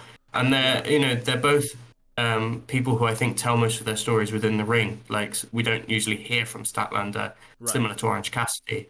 It's all in the ring. And Riho, again, I mean, there's an obvious language barrier there, but then also she's such an incredible storyteller within the ring. So, but like Anthony picked up on, there's some exciting things happening in the division at the moment. I think they've been given a good spotlighting. There was also the there's like a 1 minute promo rounding up the Battle Royal, which built off a couple of feuds, potentially Nyla Rose versus Jade Cargill, which would be really cool. I think Jade's got a match this coming week, so maybe Nyla does something there. That would be a great little, well, not little, big, because they're both massive, match. But yeah, and then obviously the tag match, which Anthony picked up on as well. So there's exciting stuff happening. It is still kind of bare minimum stuff, but at least they're doing it, and at least things seem to be moving in a positive direction. But yeah, I think it basically, on that Ruby Soho thing, it all comes down to, I think we'll see in time exactly what level she's at, because obviously we've seen certain things. So even in WWE, she was never really given a consistent run doing much. So obviously, like you brought up all the issues with the Riot Squad and how they were kind of constantly fumbled. But yeah, it'll be interesting to see how she goes from here. Well, speaking of little as it pertains to Jade Cargill, she does have a match coming up on Dynamite, and it's against Layla Hirsch. So that's going to be interesting, because I really enjoyed Cargill's work with Red Velvet, and obviously there was a massive size disparity between those two. And I think Hirsch is actually better in the ring than Red Velvet, so I'm excited to see how those two match up. Not as excited as I am for the potential of Cargill and Nyla Rose, just because I'm really done with Nyla Rose at this point. Like, I'm done seeing her. I'm tired of it, to be honest. There's a lot of there's a lot of women that I'd really rather see at this point than Nyla Rose. And for me, Jade Cargill fills every role that Nyla Rose fills. She's just better at literally everything than Nyla Rose. That's the way I think about it. Again, completely personal. So if you like Nyla Rose, then this is all good for you. I think I'm a big fan of Cargill, but I think this is the one thing that we've talked about on the show that I feel like is the absolute most down to personal preference. You know, who do you like? What kind of wrestling do you prefer? You know, how do you like your stories being told? I think there's a lot of variety in the women's division right now, which is not something that we've been able to say for a lot of the history of AEW so far, as short as it is. And so that is obviously it's a really good problem to have, that you have a lot of different styles of wrestlers in the women's division. So I think for AEW, the question is, how do we make all these styles mesh together? And for me, the big link is Britt Baker. I think she can have great matches, or at least good matches, with almost any style there is. I think she herself is not the greatest wrestler you've ever seen, but the way she tells stories works with any style you want it to work with. So I think they have the right champion for the job. It's just about, we talk about it all the time, how do you tell stories with a heel who is over like a babyface? And the jury's still out on that. So we'll just have to see where that goes. Just before you move on, just a quick one. I think with Red Velvet, going back to Red Velvet, I think she needs to change, because watching Dark and Elevation, she's not getting much of a reaction, and I think a heel turn would really suit her really well. Interesting. I hope something changes for her, because like, she worked damn hard to get to this spot and had a lot of fanfare, and the fans were into her, but it just seems like that until the entrance, she's not getting much out of the entrance, but during the match, she can work them into the match sometimes, but it's not looking too good for her. But yeah, anyway, continue. Sorry, I just wanted to add that little part that I think she definitely needs a change, and I think that maybe a heel turn might help her out there. I wouldn't be against that. I think she's a better promo than people give her credit for. That was a quick opinion, which leads us perfectly into quick hits. And we'll talk about a few things that went down on AEW. We'll just give a few quick thoughts, and we will begin with the trios match on Dynamite, Dark Order versus the Pinnacle. This was an interesting one. There wasn't a ton storyline-wise to talk about during the match. Ultimately, the Pinnacle did go over, and I think the most interesting thing that you can say is that the Dark Order got 58% of the match offense. It was a sub 5-minute match, which for a trios match is very quick. Lots of stuff happened in very quick succession. Cash Wheeler didn't do much, so he's probably still dealing with the lingering effects of that gruesome injury that he sustained a couple months ago against FTR. Obviously, the biggest thing to talk about in terms of how the story actually plays out from here is the continuing rift in the Dark Order, which actually culminated in some physical activity after the match, and some guys that were going at it physically, and then of course Ty Conti and Anna Jay came out to break things up.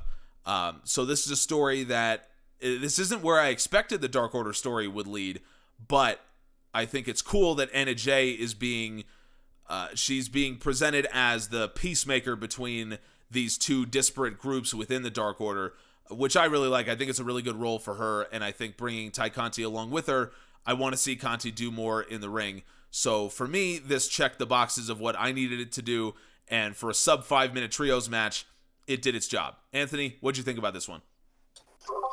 First of all, take this match off Dynamite, give it to the women, put a second women's match on, and have this match on Elevation. That's my first thing, because it really didn't need to be on there. Second of all, what do you mean there's no storyline? The storyline, it was all about the Dark Order and them not getting along. Well, that was the storyline. That's what I said. I mean, during the match, there wasn't a huge story. It was throughout the match as well. Anyway, I'm not going to argue. My main thing is that it actually ended up with Evil Uno versus 5, and them actually having a match against each other, and for Uno to, and the crowd was literally chanting, "Don't fight, don't fight, don't fight." It's extremely, the story's so great, but please don't break up with them. It's very emotionally investing in this one, so it'll be interesting. I'm just going to quickly touch on a couple of things. So, obviously, Anna Jay came out, but the second time she came out, she didn't have any control.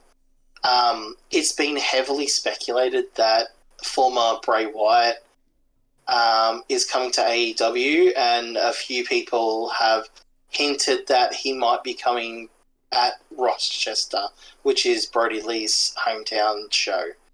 Obviously, that's within inside of his 90 days, but we have seen wrestlers turn up before 90 days quite a lot, especially because they will let go due to budget reasons. They can't really hold someone if they want to go based on that. So it'll be interesting to see if maybe he comes in and actually does become the new leader. I know a lot. I know it's a meme at this point of saying, "Oh, this person's released. They're the new leader." But if anyone was going to do it legitimately, it would have to be Bray. Mm-hmm. I don't know. I don't know how I want to feel. How I feel. To be honest, I like Anna Jay becoming the leader. Anna Jay, bringing them back, or even having them blow out, having them, effectively disband. However, when Hangman comes back, he goes and recruits each of them back and reforms them. Mm-hmm. Hangman as the leader, because that was always a story when, Brody was around, of him wanting Hangman in that group. And, he did kind of become a bit of a leader for that group. So, yeah, it'll be interesting to see where this story goes. I'm quite excited about it. Yeah, lots of different directions. I absolutely agree with you. One of the least talked about matches on Dynamite, which is very surprising considering who was in it, was, of course, Dante Martin versus Will Hobbs. Gareth, take us through this match. This was a very traditional babyface versus heel contest, just looking at the numbers. So take us through this. I mean, what did you think about this one? This was... This is what I want to... I'm a big Will Hobbs fan, or Powerhouse Hobbs, as he is now. And this is what I want to see from him. I was a little bit when they put this match together, because I know Dante Martin's he's had a bit of a push. So I was wondering, maybe they could actually have him somehow overcome Hobbs, because Hobbs is just to that level where I could see them use him as a guy for an up-and-coming star to overcome.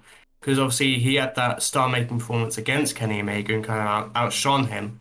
And because Hobbs was ranked, I thought maybe they could get this to a point where Dante becomes ranked and then Kenny has to put him in his place. And that would be an amazing match. But they didn't go that way. And I am glad they didn't, just because I love Hobbs. But just looking at it, he just basically...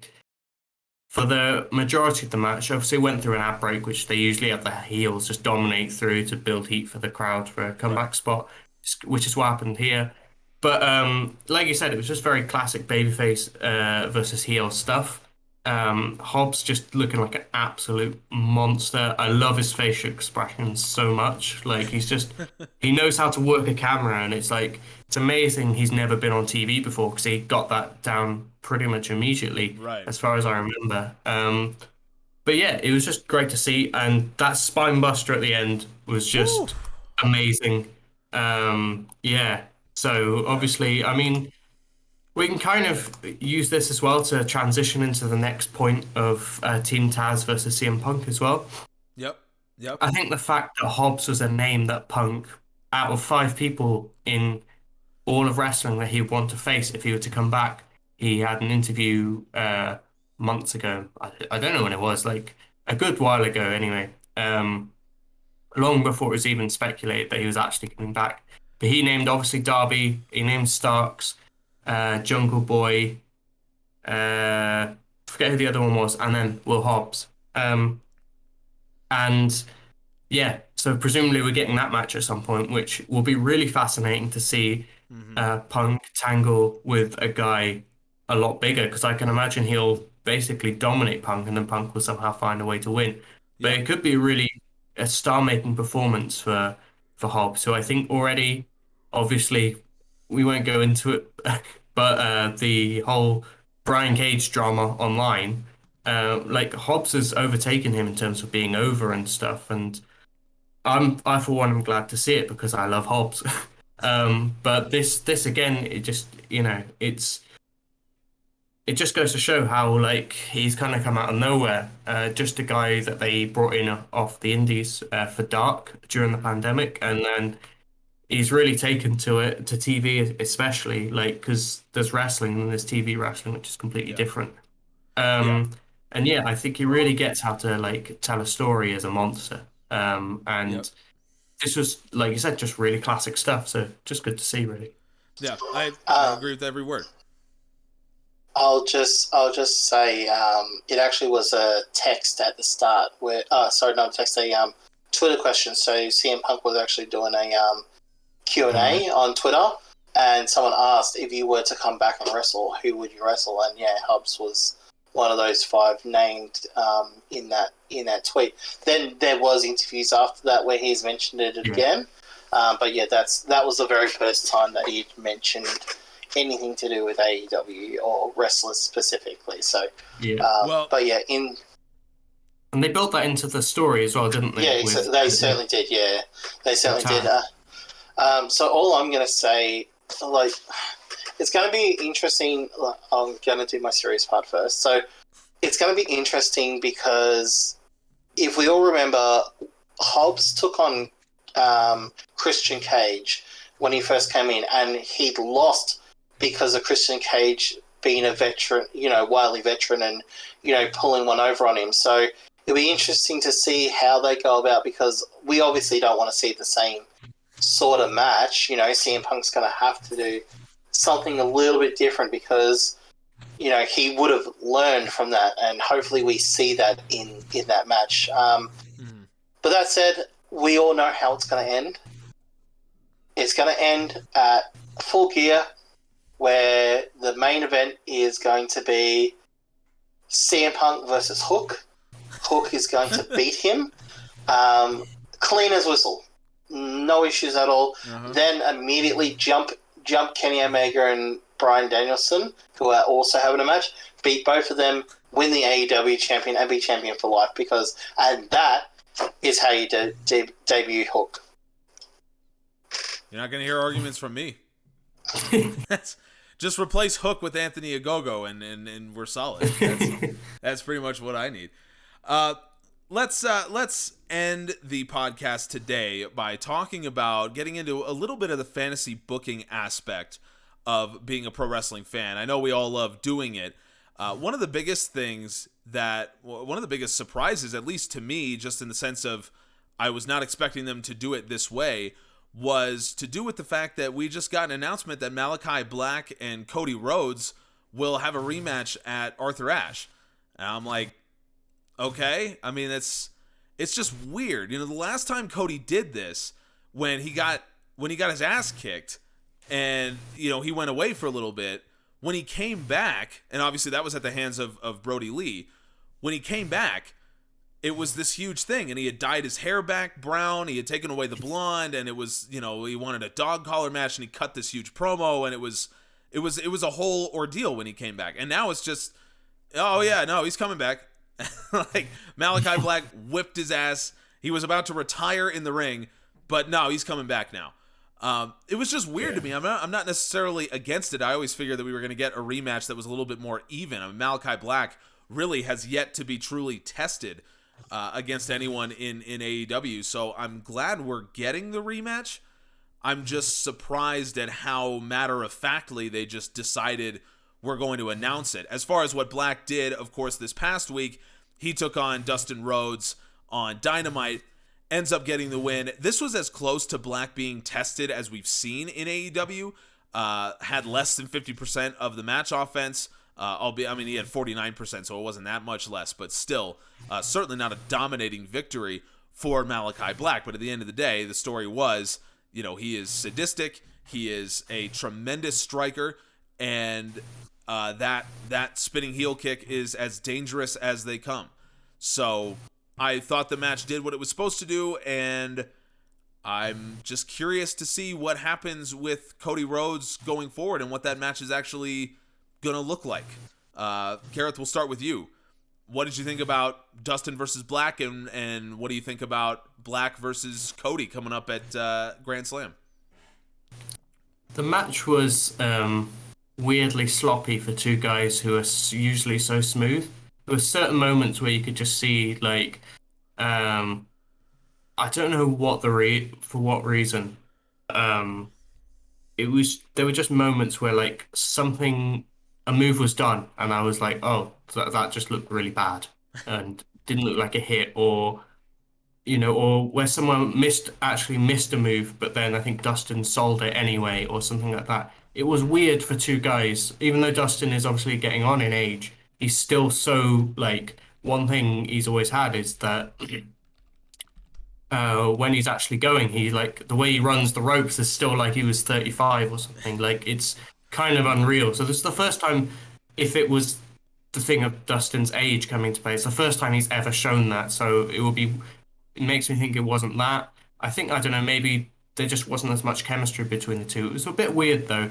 Not enough to ruin the match as such, but just enough where I was a bit like, oh, this wasn't quite what I expected it to be. And then again, with that just announcement of Cody versus Black, again, it's like, in my head, trying to justify it within the kayfabe world, I'm like, oh, has Cody just gone to Tony Khan and said, I want a rematch? And then usually he'd come out and do something. So maybe that's foreshadowing a slight change in Cody, or maybe it's just because they wanted this match at Grand Slam, and they don't have enough time, because obviously I think Cody he's not allowed to do anything else when he's filming this show because of COVID protocols and stuff like that.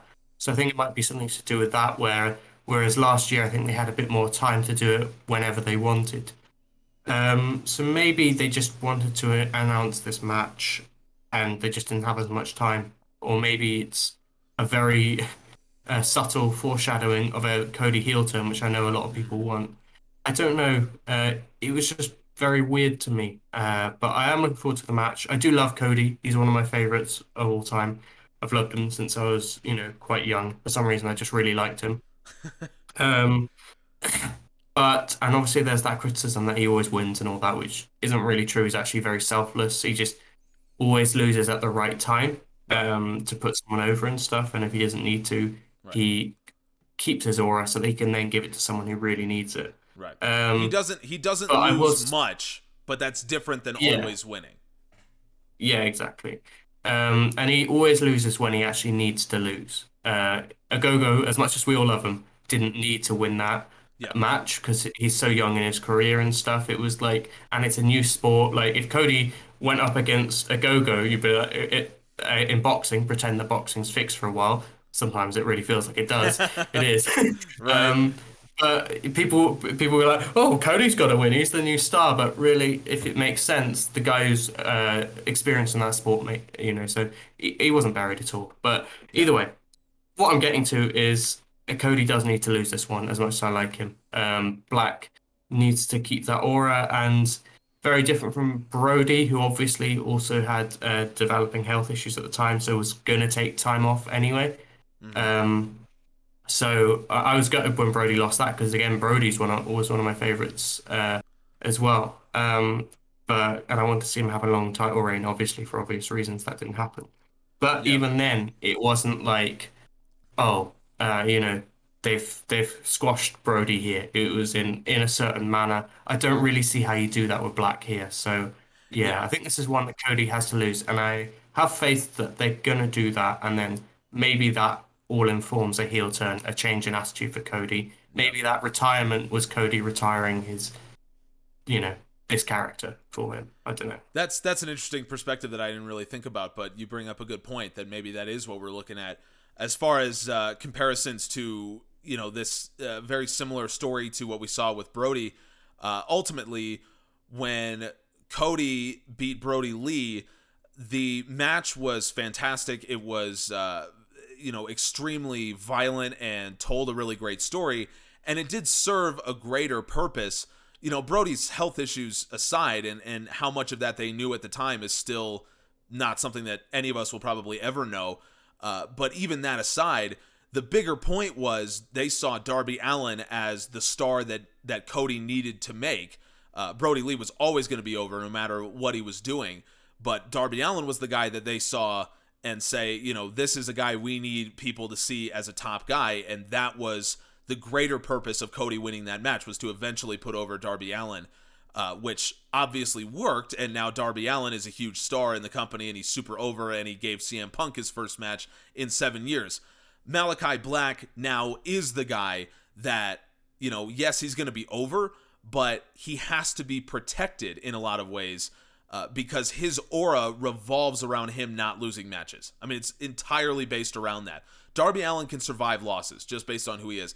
Malakai Black, based on who his character is, the losses that he can take have to be much more significant, and they will set him back much more than your typical wrestler that loses a match, just based on who he is.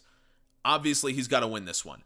And I agree with you that I think there's a lot of people that take a very pessimistic view of Cody, and I think that that's not really fair based on what we've seen from Cody Rhodes. I think he's willing to put over guys that need it, and Malakai Black definitely needs it. This will be a big win for him, assuming that he does get it. Anthony, between the match with Dustin and what we're looking at as far as Cody Rhodes is concerned, how do you feel about Malakai Black's run in AEW up to this point? Is this something that you are a fan of, or do you feel like, you know, you expected a little bit more of him when he made his shocking debut a couple months ago? It's interesting. I'm a bit on both sides, really. This match was too long. And that's like, it was too even. Obviously Dustin's, you know, he's the veteran, but they keep putting over Black as this dangerous fighter outside of everything else. And the fact that he wasn't on top most of this match just, you know, it just points in the wrong direction. Obviously there was quite a lot of mishmashing through this. There's a clip on YouTube where Dustin literally gets hit by nothing and falls over. So, this match was not clean at all. The finish of it, you know, the fact that the kick hit him like mid-back or something like that, like, you know, and the commentary did great to sell it, saying that, you know, he was already out from the turnbuckle. Like, that was good, but, you know, the facts are the facts, as Matt Hardy would say. The truth is the truth, as he would say. Right. So yeah, look, to be honest, this match it wasn't a good match. It should have been quicker.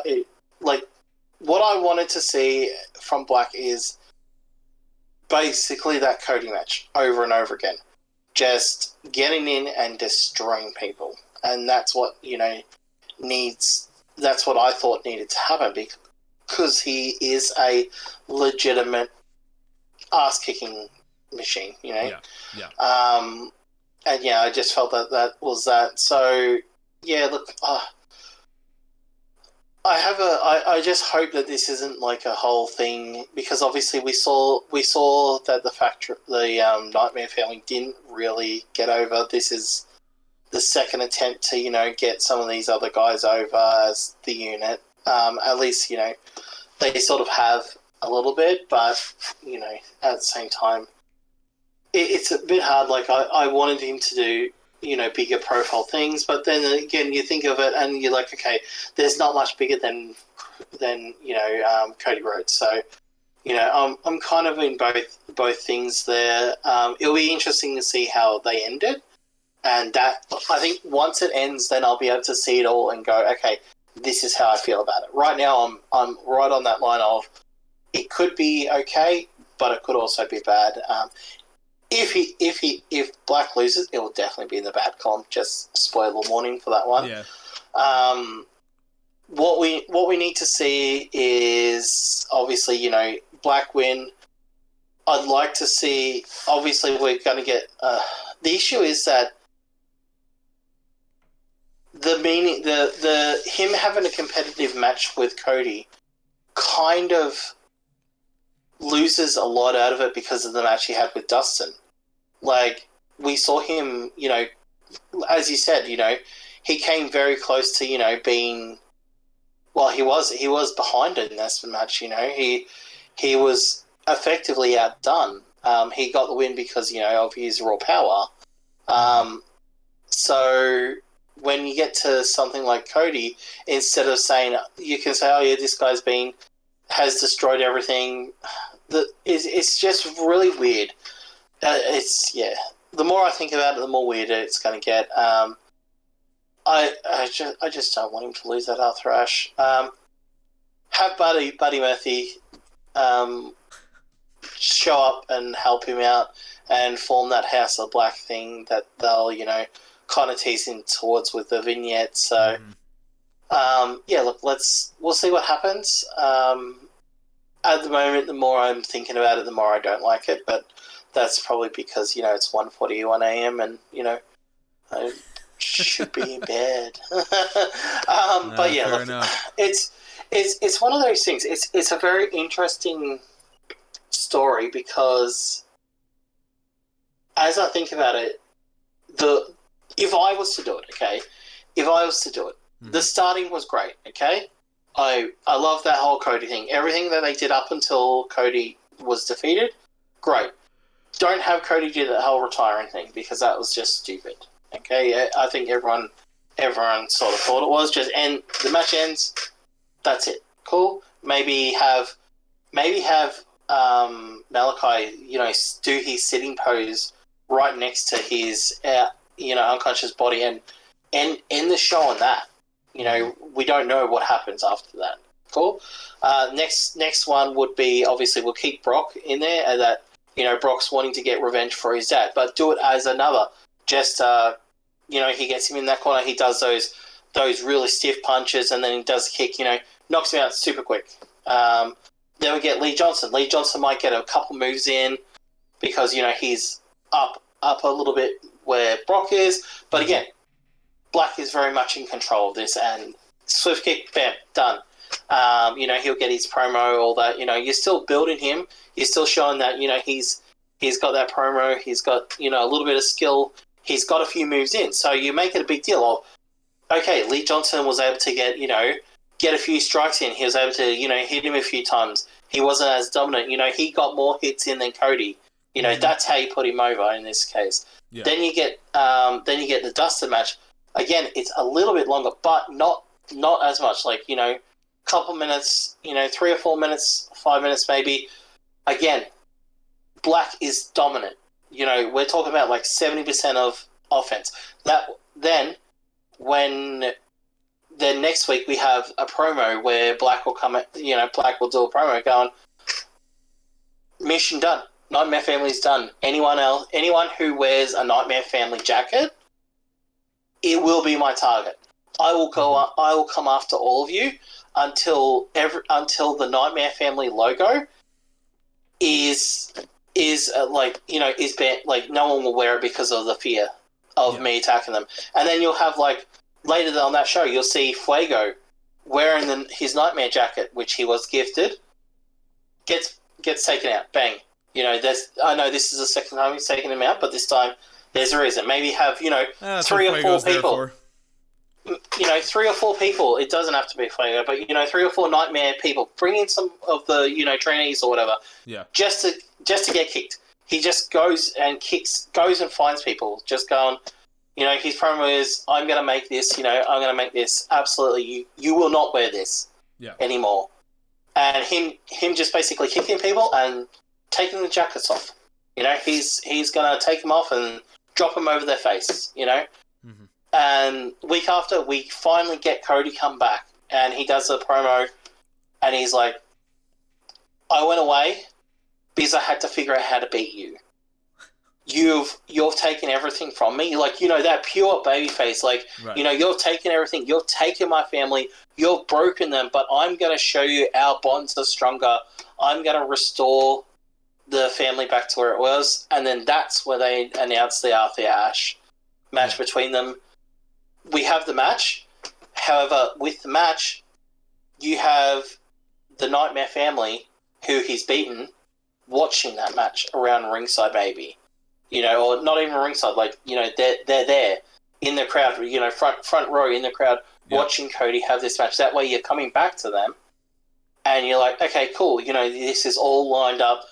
However, as much as Cody tries, and this one is, you know, they're having a match where they're competitive, and commentary going, this is the first time anyone has had a competitive match. Anyone has been at Black's level. No one has been in AEW so far has been at his level. He's destroyed everyone. And it becomes a really big thing because suddenly Cody's now at his level because he studied him. He's thought about what he's done. You know, you can even change up his style a little bit in order to match it. And then, but unfortunately, he's not strong enough to do it. And Black still beats him. And then the Nightmare family comes in and basically, you know, takes Cody out of the ring, and then they all walk off with Cody, and then basically the next time we see the entire family, they're all heels. And that's Anthony Book's The Nightmare Family heel turn. Yeah, well, if you got any thoughts on that, reach out to Anthony on Twitter, let him know, or put it in the comments if you're watching on YouTube. Gareth, I'll give you the final word on this one if you want to add anything to what we should be seeing from Malakai Black going forward. Obviously, we all agree that he should be beating Cody, but what do you think the future holds for Malakai? It all depends on his motivations, really. I think he's Tommy End, or I don't know his actual real name, but the guy himself is a guy who likes to tell stories, so he'll find a motivation for his character, and that will determine what he does next. I mean, I could fancy book a whole load of things, but we'd be here all day. You know, so yeah, I think I would like to see this be the end with the Nightmare family, though. Beat Cody again and then move on. If they were to do, say, Cody wins and then Malakai gets obsessed and goes for that rubber match, I wouldn't be particularly into that. I just want him to beat and move on to whatever's next. And that could be, I mean, there's a stacked roster, so take a pick, really. It could be anything, as long as he's got that that motivation for it. If it is something like if Buddy Murphy, or I don't know what he's being called now outside of WWE, but if he were to show up and they were to do the House of Black thing, I would be really into them challenging the Lucha Brothers, for example, not too long down the road, basically, because I want Black to get back to singles action, but the tag division could do with a couple of fresh acts, I think, at the moment. Yeah. And the singles division is stacked, so perhaps if they were to do something like that, and that could be the start of building this House of Black faction. So maybe that's what's next. I don't know, but yeah, you could do a whole host of things, really, and I'd be happy with it. No, that's an interesting perspective, and I'd agree. I think those two are money when they're put together, either as opponents or as a tag team. So that would be something 100%. That I'd absolutely be into as well. Folks, thank you so much for joining us on the Pro Wrestling Musings podcast, talking all things AEW. You know that we will be back talking all things AEW next week. We got more Dynamite, more Rampage, and then, of course, Grand Slam coming up. All the surprises that we figured were going to happen, a lot of them have already happened. You know, Bryan Danielson's here, Adam Cole is here, CM Punk is here. So what does AEW have lined up for Grand Slam on September 22nd? Well, the next episode of the Pro Wrestling Musings podcast, we get to figure that out with the benefit of hindsight after Dynamite and Rampage. So make sure, wherever you are, Spotify, Apple, wherever, drop us a 5-star review if you like. Even if you don't like it, just drop a 5-star review anyway. It never hurt anybody. Leave us a comment if you're watching on YouTube, and we will leave you with, of course, the pitch for ourselves. Anthony, please tell the people where they can find you. Just before I do that, I just remembered a belt designer who's designed a whole bunch of belts for AEW has just posted basically like a new strap design, and it looks like a potentially hinting at a new championship for AEW. So trios titles. That's all I'm saying. Well, the strap is very small, so it's kind of in the style of the women's championship. So it'll be interesting to see if that's going to be maybe a second title for the women, like the TNT title version, maybe, or maybe tag titles for the women. Very interesting, but yeah, very interesting times ahead. Who knows? But where you can find me, Anthony Down Under on Twitter. You can find me at Pro Wrestling Musings. Find me on the YouTubes. The YouTubes is what it's called. Is what the kids are calling it these days. Calls it. Yeah. come to Australia and visit. Actually, don't. Half the country's locked down. You don't want to. Do that some other time. Gareth, please tell the people where they can find you. Yeah, you can follow me on Twitter at RHWGareth, and then you can also read my little articles. Mainly do the tail of the tape, where I break down the story and the stats of specific matches. I might be starting to do I want to do one on the Bucks' whole reign as tag champions, because it's my favorite tag team championship reign of all time. So keep an eye out for that as well. All That'll right. come when I get the time. All right, fascinating stuff. I would love to read that. I have been Griff from GA. You can follow me on my personal YouTube channel at General Admission Wrestling. While you're there, if you haven't already, go subscribe to the Pro Wrestling Musings YouTube channel. We got all kinds of cool stuff going up, including every episode of the Pro Wrestling Musings podcast with the stats, so you can follow along with everything we said. And our newest series that Craig, the god of all pro wrestling stats, is running himself, that being the best ever, where he takes down stats of some of the greatest matches of all time, and we go in depth with it. And again, the best way to listen to that is on YouTube, where you can see the stats right in front of you. Thank you all so much for joining us on the Pro Wrestling Musings podcast. Once again, next week we got all kinds of stuff. Dynamite, Rampage, and of course, Grand Slam 10 days away. We appreciate your time. We'll see you next time. We appreciate you.